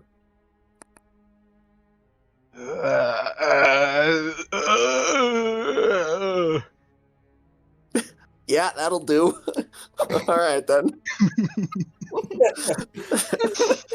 All right, that might be too much. Might just end up like last time, but it's worth a shot. Yeah. I'll go put the skin on. Yeah, you pull on another goblin skin. You walk out into the back. You, like, lean over Yapper so you're looking down at him. The gods tell you to stay, you fool. A little bit of poop. A little bit of poop goes out of his pants. A knife slips from his sleeve. He swipes it out you. Trade deep, son of a bitch! Understand! Understand! Make a dagger attack it. Fucking blam. Make him learn his lesson. That critically misses. That makes total sense. You're like lazily swinging in front of you. You are a true bozo for the way you choose. Take a different path, you fool. I gotta eat you. All right. Well, Yapper, as you have nightmares of the gods themselves speaking ill of you, your eyes kind of flutter close, and you do receive a full vision. This one is not in some elaborate, complex vision. It is merely in spoken words of 3 voices overlapped on top of one another. Coughs, candles, and archways shall soon crumble. Journey up, then down, then around, then up, and paradise.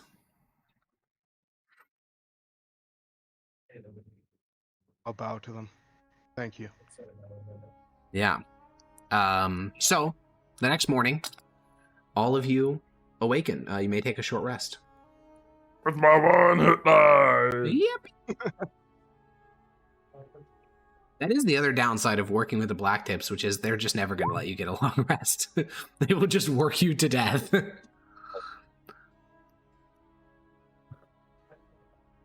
But hey, all my shit comes back on short rests. I really want to find a way to fuck them over before we leave. Anyone else? It's not Be worth it. funny. Not sure it'd be worth it. Oh no, it wouldn't be worth it, but it's a matter of principle. We could just nuke the entire campaign for a bit. Wouldn't be the first time. That's the best types of nukes.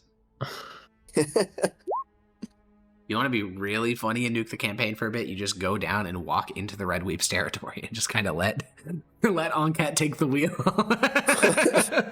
What, just let them murder us? Yeah. That's not that funny though. I guess it'd be kind of funny What because would it's be like...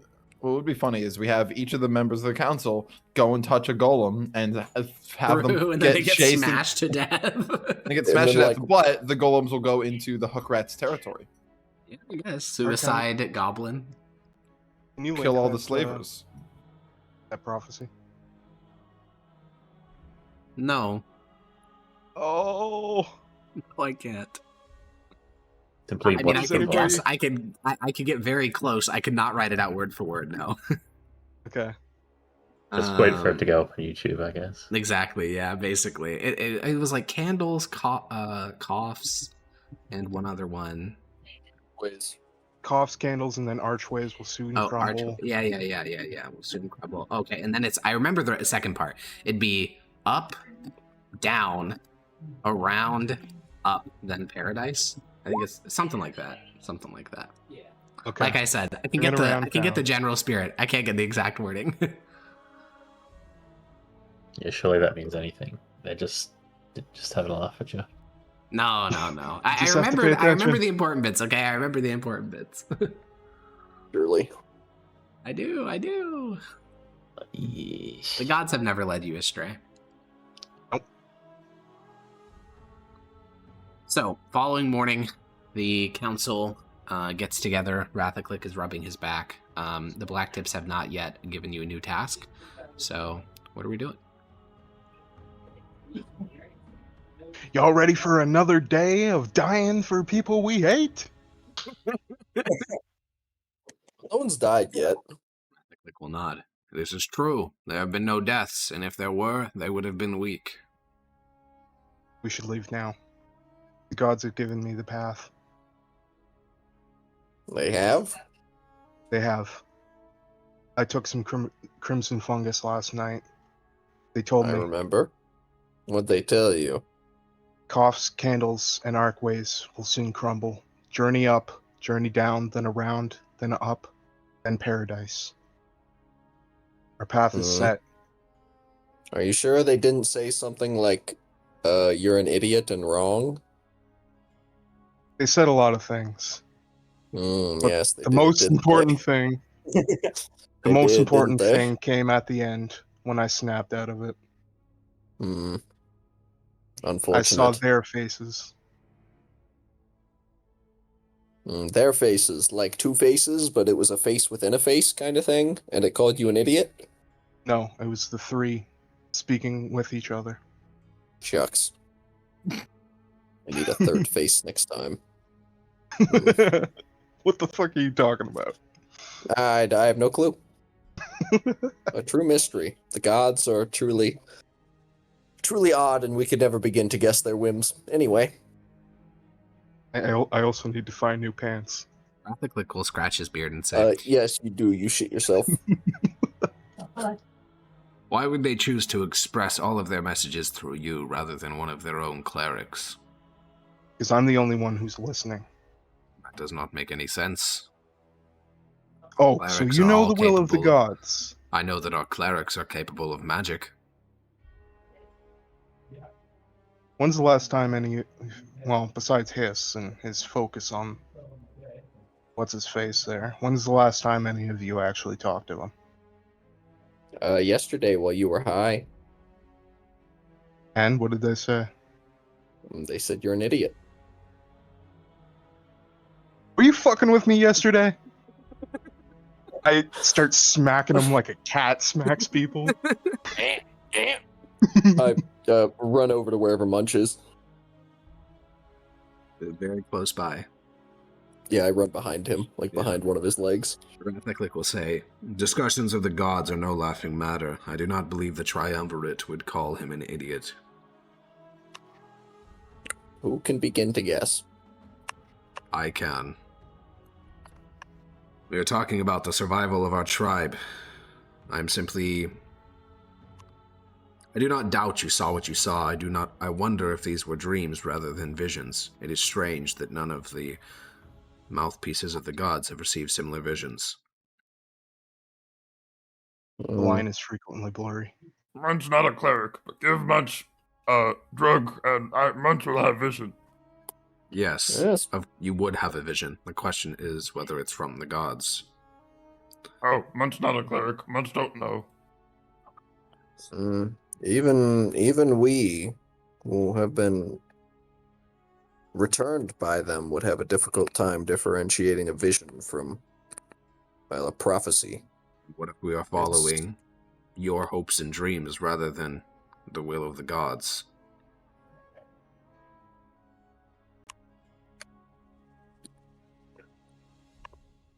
Mardek, has Dominus said anything to you? No, but as a cleric, we have more structured ways of communicating with the divine.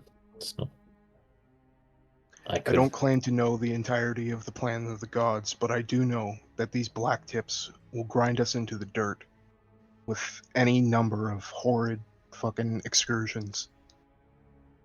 They will kill the weak, yes. Look at Munch. He's among the strongest of us, and he's burned half to death. Half to death. That For sacred what? pain shall be a crucible that makes him stronger. But when will it end? It won't until the we are majority strong of us enough. are death. We will be usurped by these black tips. We were too weak. You remember the first guy that we talked to? He said that they will try to get us to join their tribe. This is their way. They're grinding us into the dirt until we're too weak to resist them, and then they'll kill the council. You included. Yes, and if I'm too weak to resist, then death is the proper cause. Why are you so willing to take that fight? There's nothing. Because I know the order that is provided to us by the gods. The strong rule. That's the their weak order. follow. That's the order of the trade deep. It's not our order. That is the order of Dominus. You think Dominus would just let any old douchebag walk over him? I think he would let the strong rule as they are meant to. Preposterous. Dominus is the strongest. He would fight. And then, if you were weaker, he would die. That is the He would nature of strategize. things. He is a man of wisdom. He grew in the brain of the originator. Yes, that is why he has the wisdom to know that order is needed. If we attempt to flail about, rather than building our strength and becoming a single unit of power, we'll die in some quiet alleyway. You are accepting the order of the trade deep. You're not I accept forging the your order own of order. those with strength. Well, then have the strength to lead your people into a better area. If we had followed your instructions, we'd still be in the Middle Deeps, waging some guerrilla campaign against hordes of red weeps. We would be dead. I was wrong then, But you're right now. because I follow the will of the gods. Yes, you follow your They've given visions, me which the may or may path. not be from the gods.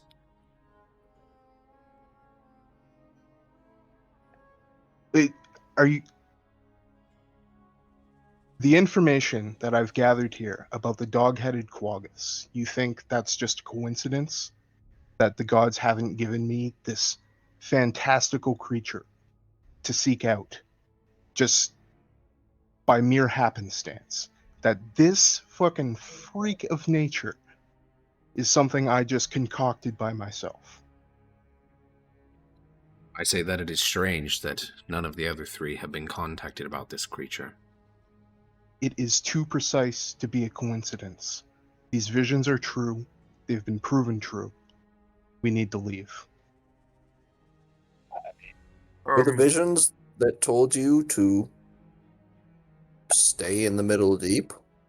I never had a vision that told me to stay in the Middle Deep. I had the vision that told me to leave. The Middle Deep was my idea, and it was wrong. And I have since retracted that idea by us being here. I immediately retracted that idea.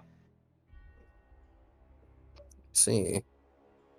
I have had a vision from on pets, but I believe we should leave. And as for the specifics, perhaps we could have the clerics meditate on Yapper's claim. We don't have time. Today we will be sent on another death mission. Munch will live the death mission. Although if you're wrong, he will live it. Munch liked the idea of all the clerics getting visions from gods. And so they can work together on that. That is point of council, right? Do we have a like a general idea of the layout? Like, do we know where leads up around us? Yeah, the yacht and the pitch stairs.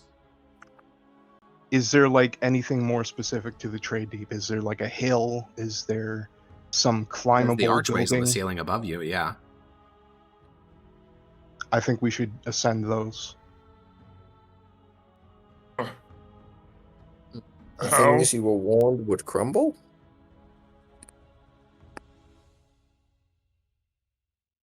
They will soon crumble.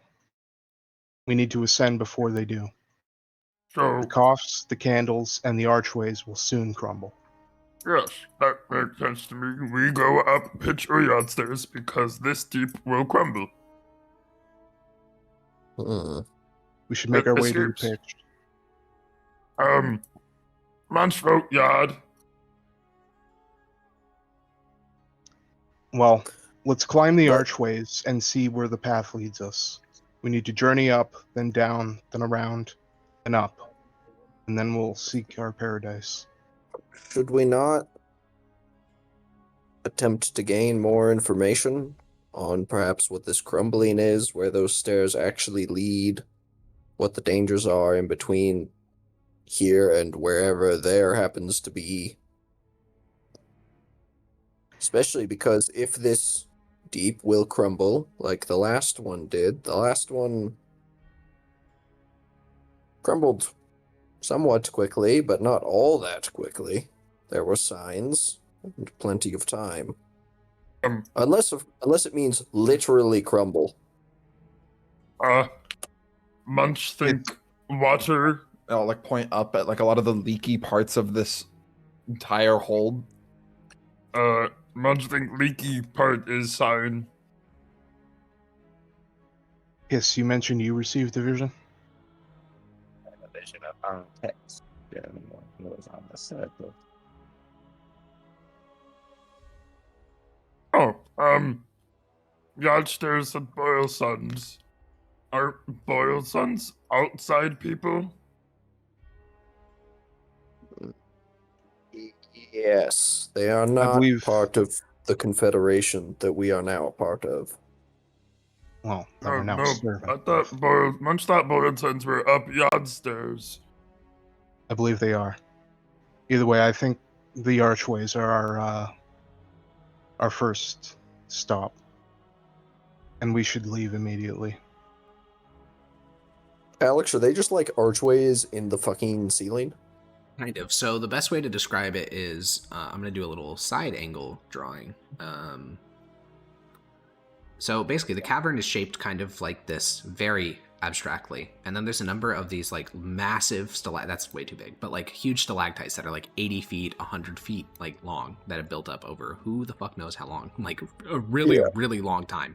And so you have ground level here. The highest structure is like 4 stories, so very, very short, and that'd be like the bank or something like that. So you have all these little structures. Then you have these kind of like winding staircases that travel up the sides of the cavern and then connect up to the ceiling, and then you have these big like arched bridges between different stalagmites that kind of like go between them, and you know that there's goblins living up there because you can see occasional lights from up in those stalagmites. And then you have similar archways that guide down. You also have a couple of archways that stretch and then are connected to these very tall towers that are more like pillars that support the cavern, and then they'll stretch from one pillar to the next. So the ceiling above you is not like giant open cavern. I mean, it is also that, but it's also filled with all this like infrastructure kind of. Did we get any information about who lives up there? Goblinoid tribes that are not a part of the Confederation or any of the big tribes. Ah, I see. Interesting. If we go up there, we will need more information first. I don't think we do. I think the gods have set our path, and any stalling will just serve to allow the Black Tips to serve us another death mission. Going up there does us no good if a tribe of 120 murders us all the moment we get up there. I think that's a problem for then. We have to worry about the problem for now. That is the now problem. You want to do this literally today. It is the now problem. The now problem is being sent on another mission where we get shredded. We did not we lose even got- a single on our We previous got mission. shredded the last time. Yes. How astute of you. How many more do you want to go on? How many more lasers do you want Munch to take? How many more floating corpses, monstrosities do you want to spend your spells on? Or do you want to spend your spells on getting us out of here? Munch can take more lizards.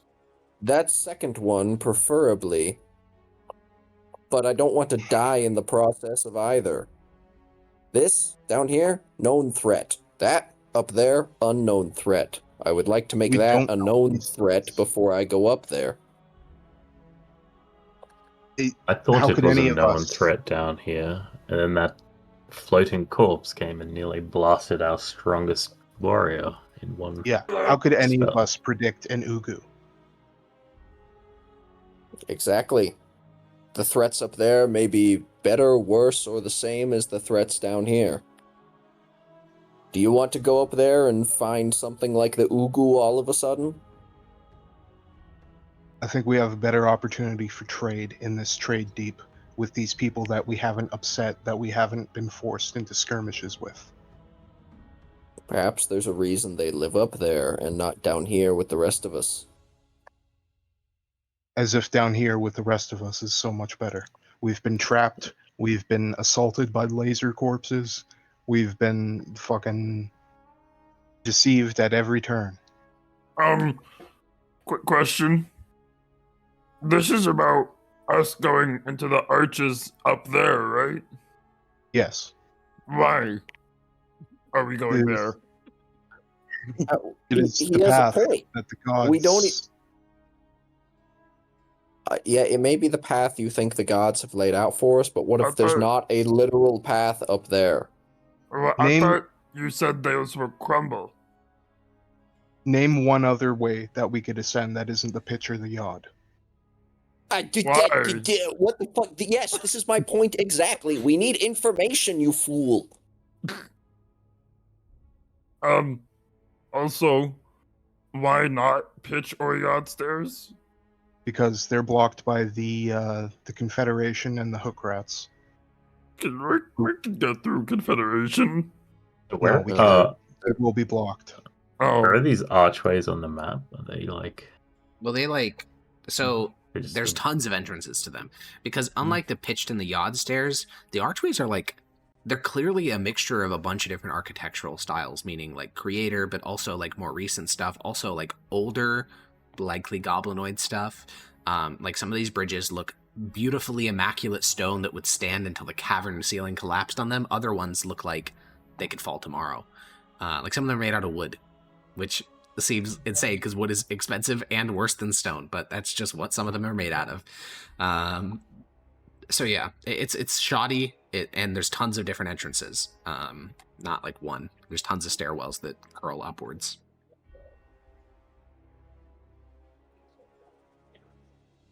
Point is, we need a day or two to gather information about up there.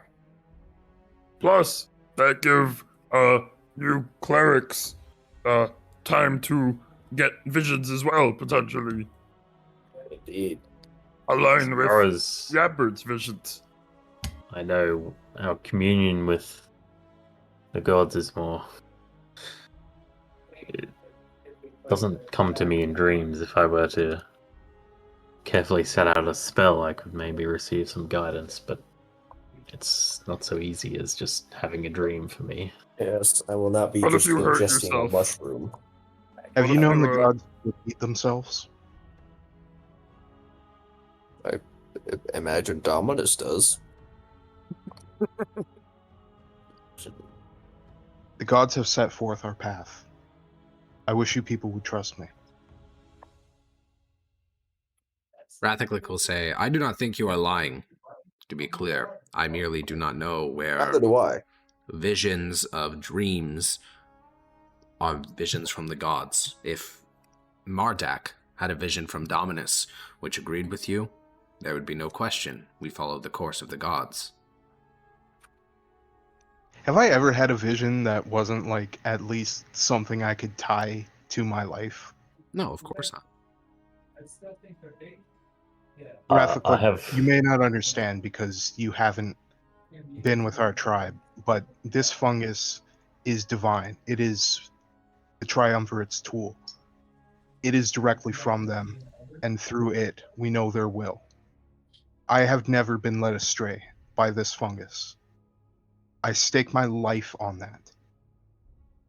I think, Rathaclick, there's a place for submitting to hierarchy, sure, but if Anket had blindly submitted to domination before he freed Dominus and Grosh, we would have never been here. Dominus would have never led us, shown us the way. If we just submit, there's other paths to domination than just submitting to whichever is the strongest in our If my vicinity. tribe had chosen not to submit to the blood spores, we could have killed dozens of you. But we recognized strength where we saw it. Thok the Blue lost. The Council won. That is simply the nature of things. Munch was stronger, so we follow.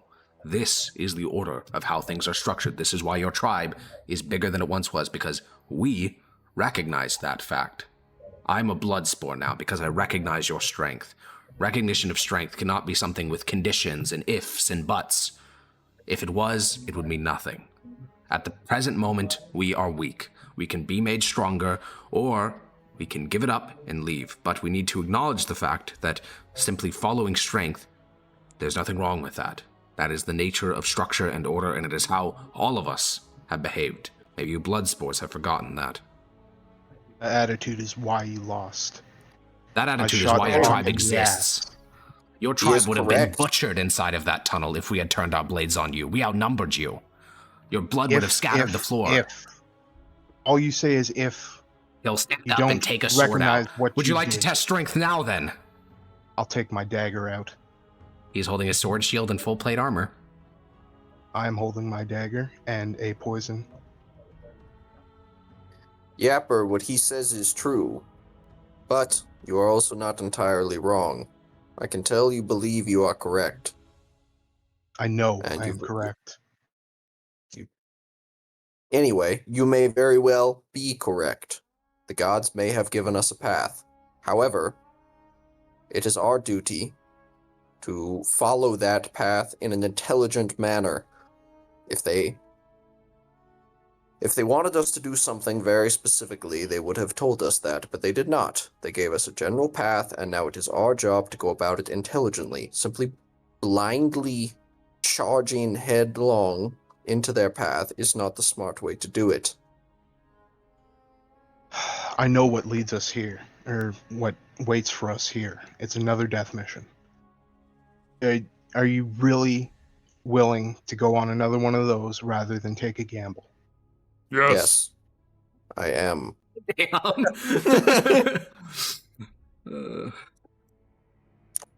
I am. For all we know, there could be no entrance up there. Perhaps what the gods mean by up is up the stairs. Or perhaps not.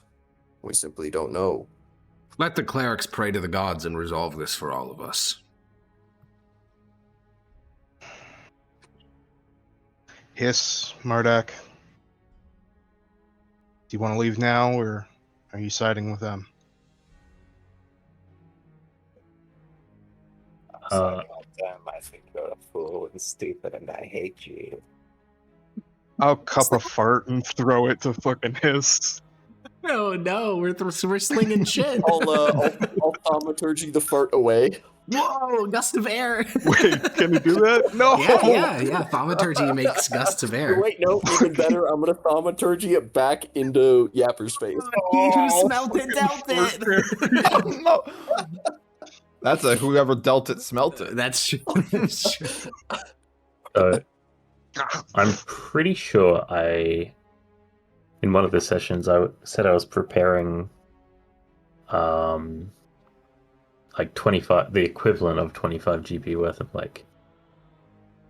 stuff. You did. Stuff. Oh yeah, did. you had your guidance going on. Yeah, I Yes, want sir. to cast this. All right. Ritual cast this. You Ooh. gather So- together bones inlaid with bronze and copper and red metal. What you've made here are not like some fancy charms you could buy in a, some magic shop. These are homemade. These are bones of enemies that you have killed, inlaid with any metal you could find that was valuable. So, what is the question that you're asking? Ask me an action you can take within the next 30 minutes. If we leave now, will we see success? Yeah. You may want to If ask we- something a bit more specific. Yeah, if we go to the arches versus the yard stairs or something like that, So- blah, blah, blah. I'm thinking the candles from this thing would be the matchsticks, because that's kind of like a candle. And the coffers is the coffers, and the archways is the arches. That's like our path out. Maybe. I don't know. Could ask if we go up there the next 30 minutes. Ask for guidance on that. If we try and leave this place through the archways. Our mission, Maybe. the black tips give us a go. That's another way. Yeah, that is another way you could go. When the black tips Yes. give us an order, how will that mission go? Or if think we we should- stay, how will it go? Many options. Yeah, I think we should focus on the Has to be main immediate. intention. It does have to be in the next 30 minutes. Well, it has to be a course of action that you take within, but the event itself doesn't have to be like within 30 minutes. Just like if we start walking this direction within 30 Will we- minutes. Yeah, will we find our divine path on the archways? It's a very straightforward thing you can do in the next 30 minutes. I think we Yes. can figure out I- the path out. I agree with that. Alright. I think we can like figure out the path out later using augury. I think we should focus on whether or not we want to leave today, which means asking about the black tips mission. That's a good point, actually. It would reduce some of the gamble of or it would tip the odds of me wanting to take the gamble of upstairs versus whatever mission they happen to have. Although asking about up there would also have the same effect. If it says good, then there's no point. We don't go up there. Then there's, we go up there now. I was thinking if we ask it about leaving. Wait, I can't formulate what I'm trying to think. Good time. If we leave now and exit through these archways, will it work out according to the vision Yappa was sent? Would that be Is that how this works? Basically, yeah. So the way it works is that you lay out a plan, like a specific. Now, obviously, I don't think you can really put in those conditional statements, but you can say like, if we go up to the archways, will it go well? You can't really do the in accordance with the. Yeah. Sure. But for us, going well would be following the will of Yes, correct. Yeah. So. Is that the question you asked? Although that leaves the opportunity open for going up there may be a good thing for the tribe. It just is not, like, good for our leaving. If that makes sense. I think we just need to trust in the gods. I think I like Hiss's idea about asking about the mission today. Although we don't even know if there is a mission care today. about the mission today. I am You concerned very about, clearly do. about our path. Yes, and that's fine. But you believe this mission is going to go poorly, and that's why you wish to leave today. I don't think it could go good. matters. It could go poorly. It doesn't matter. It's not our path. I think the Black Tips clearly see us as expendable and are willing to deceive us based on yesterday. So they'll send us on whatever they want to send us on. It doesn't matter if they think we'll die or not. So I don't think it matters if, like, one of these days they'll send us on something worse than what we just went on. That is true. I'm just saying from a intelligence gathering perspective, if the mission today is going to go well, we have more time to figure out and plan for what's up top. I'm not opposed to going up top. I believe it is a good idea. I just want to go up there with more information than what we have now. If the mission goes well today, that will give us time to do that. It would be at max 24 hours, and we'd be spending resources to get that little bit of time. How many spell slots do you have left? 5, something like that. That spell that you cast was, frankly, the only thing that saved us from pretty much annihilation. Do you have any more of those? Yes. Okay, well, I think it'd be more worthwhile to spend it on getting us out of here, rather than what the Black Tips want. That is part of the gamble, isn't it?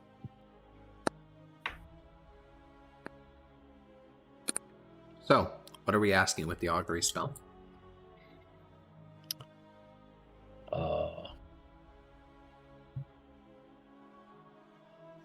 Will the archways lead us on our divine path?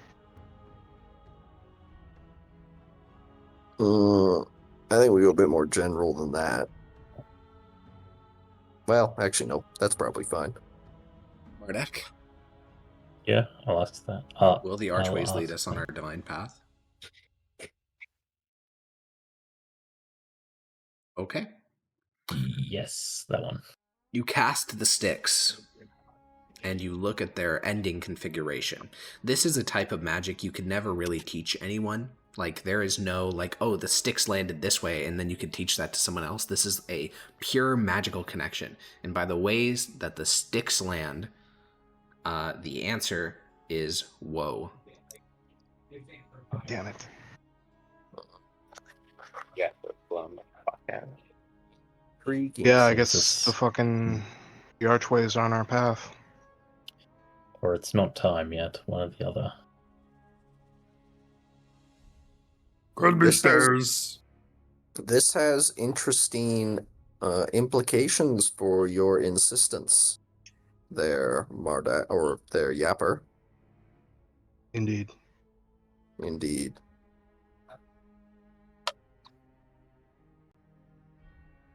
Well, curious. Not gonna go back to sleep. I would not sleep for Understandable. long. The black tips will soon come. Oh, it's isn't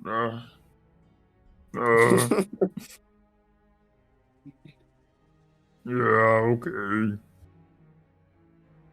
He didn't say you couldn't sleep, just don't sleep for long. And Much was gonna sleep anyway, just not long. That's a good point. So the tribe, they don't talk very often in these council meetings, but you can see that after getting the woe result, a kind of nervous energy is pervading the tribe, because you guys had a very clear, like, we'll go this way, like a concrete way out of your current situation, which most people are not like Rathaclick. Rathaclick is completely okay if half your tribe dies, because he believes it's removing the weak from your tribe and making you stronger. That is not the median belief, because most people know they're weak. Like, the goblins in your tribe are fully aware that they would not survive if you have to keep doing this. But now that their one method of, like, here's a concrete way we can get out of having to do any more fights is gone, I think that especially amongst the goblins of the tribe, like the fizzles and the clangs of the tribe, there's like this nervousness of like, oh fuck, how are we gonna get out of this? The bugbears not so much, but Oh yeah, I forgot to just say I grafted during my short rest. I grafted my echoing ears. oh, he's got big old ears on his head now, Floppa. I got big old bat ears. It's funny because your token already has massive ears, and now they're like even more comically oversized. True. Wait, wouldn't he have just like a bunch of tiny ones? I'm gonna have to go Oh. pretty soon. Yeah, maybe. Okay. Oh, okay. Well, oh yeah, in like 20 minutes, yeah. Okay. Alex, Yes. what are the specifics of the arrangement that led us to like being under the black tips? Was Well, that just where you we were climbed- assigned, or Kind of. You climbed up the yard stairs, you went into a warehouse, you thought for a moment that you were about to be broken up as a tribe and like slaughtered. Then Rattleworm, or Rattlegut, the head of the Rattleworm Confederacy, entered into there, and he basically said that you're big enough of a tribe that they're not going to like scatter you to the wind. They will instead employ you to serve the Confederacy, and the Black Tips, since they are one of the more frontline tribes that's like constantly pushing for expansion and power and all that stuff, you've been assigned to them. I see. Okay. And then he There also is- warned you that they may attempt to integrate you. The general vibe you got is that he doesn't really care about your tribe or the Black Tips. He views both of them as just ways to expand the power of the Confederacy, which makes sense because this entire Confederacy was not founded by like some random guy. It was made by him. That's how most goblinoid confederacies are formed, where a very strong big one manages to unite a bunch of tribes. Yes. And this is the only confederacy down here, right? The other Yes, the tribes rest are of them are like all led by a tribes? single big one, and like they're full-on monolithic tribes. Yeah. All right. The Well, Rattleworm Confederacy is also considered... Well, Goldies are actually kind of a tribe, because the way they work is the actual Goldies tribe only rules the bank. All around them, though, a bunch of people are indebted to them, and they take interest, which is bringing a goblin to the bank and devouring them in front of their family. So they have like a wide net of tribes that are indebted to them in various ways, and that's how they have so much territory. So they're kind of a confederation, in a way. I see. We could attempt to prove a different form of usefulness other than just fucking fodder. That would be a way out of the specific situation we're in.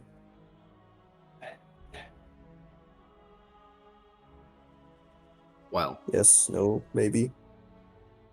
Thoughts? I think you're in a rut. Cool.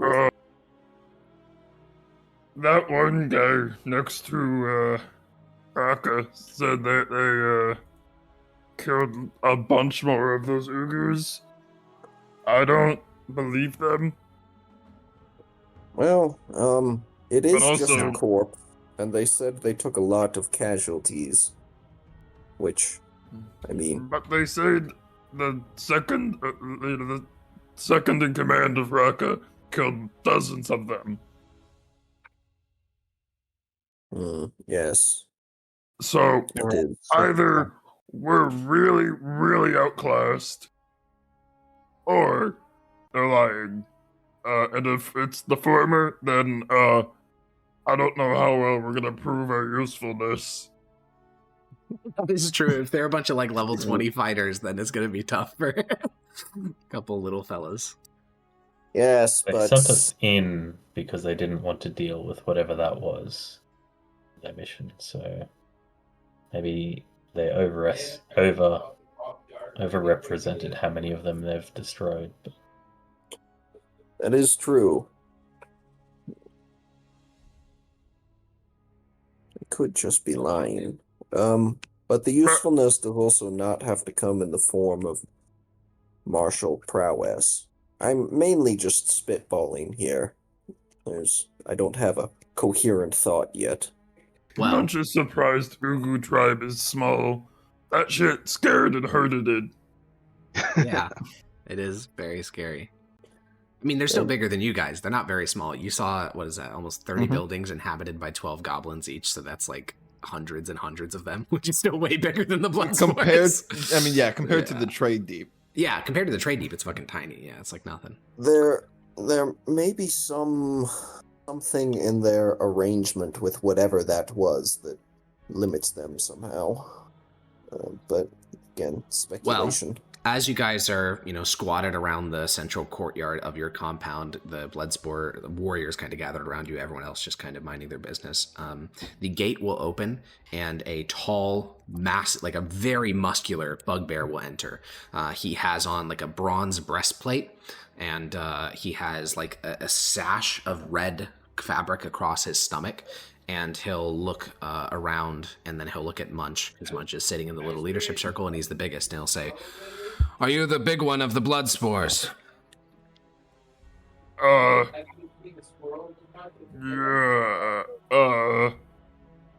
we are Kind of. council. Yes. All right. He'll reach into, he's a remarkably articulate bugbear, and he'll reach into his satchel bag and pull out a helmet, which he'll toss onto the ground in front of you. It is a red weep helmet. It's made out of red metal. It fits the head of like a hobgoblin. It has this like plumage down the center. It just matches their style of helmet. He'll say, "Those came up the yard stair. Is it familiar to you? Yeah. Speak more." Red Weep's tribe, they come up from below and have been killing a lot. They are And? a large tribe. Well, used to be large. What are their Numbered numbers? What in else will you thousands. give us for this information? You're getting nothing. Numbers are large, massive amount. Supposedly told by other people, we don't know exactly, but supposedly bigger, like size of entire deep here in numbers. Roll a Well, deception check. There's Is it deception? Because that's what Munch actually Okay, believes. roll a persuasion check. I'm gonna. It is very wrong, but if it's an earnest belief, that's persuasion. Okay, you say all this, and the It's not convincing bugbear. or not convincing. Yeah, the bugbear will look towards the other ones and say, "Is this true?" Not really. Their numbers, I believe it's less than 1,000 now. They All are, equipped like that's right. this. Munch forgot. yes, they are mostly equipped with that. They are coming up in small bands, fleeing another very large and powerful tribe. Yes, the in venom lower deep. drinkers. The prisoners Yes. we captured mentioned it. But they aren't That's all right. truly equipped like this. Everyone Oh, we the- saw was equipped like that. And I'll point towards Munch or to Mardak and be like, Like, full on that. Mhm. Presumably all of their warriors are. Interesting. Understood. And he'll walk over, pick up the helmet, and leave. Right. He'll turn around. But wait, question: is he from the? Does he have black tips on all No. of all of the stuff? Are you, from Rattleworm? Yes. Could we have reward for information? No. Oh, And he'll leave. Can you guys please be aware that information is valuable? I just felt Yes, like if we didn't give information, they could kill us. Yeah, it's valuable if you have leverage, which we are severely lacking on at the moment. Either way, that means that the Red Weeps have encountered their first Rattleworm patrol and probably been fucking brutally slaughtered based on what you heard, but they did. There has been an encounter on the Odd Stair. I don't think they were all armored like that. With that, Not exactly. know. I mean, the thing is, all the ones you saw with your own eyeballs were. However, when that like big group of like 50 went through your territory, I think you heard from Zebit, the crossbowman. I think he mentioned that only about half the band had full red metal gear. Forgot about the band that we encountered and saw. Well, yeah, you never Yeah, saw there them. was, You were like- hiding in the Yeah, the forge. but I remember There, though. Yeah. there was like 140 That was a while armored ago. guys. There was yeah. a golem, and then Yep. there was about 40 crossbowmen. Yeah. So, I mean, realistically, if they had full force, they could probably even give the Rattleworm a run for their money. Because having that many full plate equipped like red metal soldiers and golems, that's... I mean, there's no golems in the steep that are controlled by a tribe, so that's a lot Yeah, it's to deal with. stuff. Yeah. Well, is starting to believe we should leave a little bit more now. Starting to believe? A little bit more now. And the Mayhaps. scales have tilted in the direction of leaving sooner rather than later. Well, Mayhaps. discussion of how to get out will have to be saved for next time, because the final thing we are going to do this session is, not even a short cycle after the Rattleworm leaves. Raka and several other black tips will enter the compound. Raka will look at you all and say, "I hope your rest served you. We're moving against the Slobmouth tribe. You'll be raiding one of their compounds. You're to kill everyone inside and get out as soon as possible." Do they have booyags? No. They are hobgoblins primarily. Much believe we can do this. I have a question for you. Yes. Do you have booyags? No. Do you know how we work? Yes. Then you know eventually we will need more rest than this. Eventually. Eventually it will come sooner than you think. If you want us to be useful, we will need more rest. Eventually. She will exit with her vanguard, but one of them will stick beside you guys. And the final thing we're going to do is you guys get together your warband. It's about 30 members of your tribe, plus yourselves and Rathaclick. And rather than going to some random side street, you guys head to the main boulevard of the Trade Deep, that giant 45-foot wide road. And in the middle of that road, so like if you go east, you'd be going towards the Odd Stairs and the heartland of the Confederacy. Go west though, and there is a giant barricade covering the entire road. It's about 15 feet high. It's made out of wood and stone and metal and basically anything they could pile up. And atop the battlements of this barricade, you can see hobgoblins dressed in like a mixture of like iron and copper and bronze, very like lumpy, and they have a banner like hanging from various parts of this that depict a gaping maw. There's also bugbears on the wall. You don't see any goblins, but also they're small. So, and the hobgoblin from the black tips that was supposed to point you towards where to attack will point towards the barricade and say, "Attack, kill everyone on it, and then return." Just this barricade? Just that one. Yippee! And that is where we'll end the session, because next time you guys have a tough challenge ahead of you, I would say. Yeah. But we'll deal with it then. So that is all we have for this week and for the tribe. And I'll see you guys next time. Bye-bye. Bye-bye.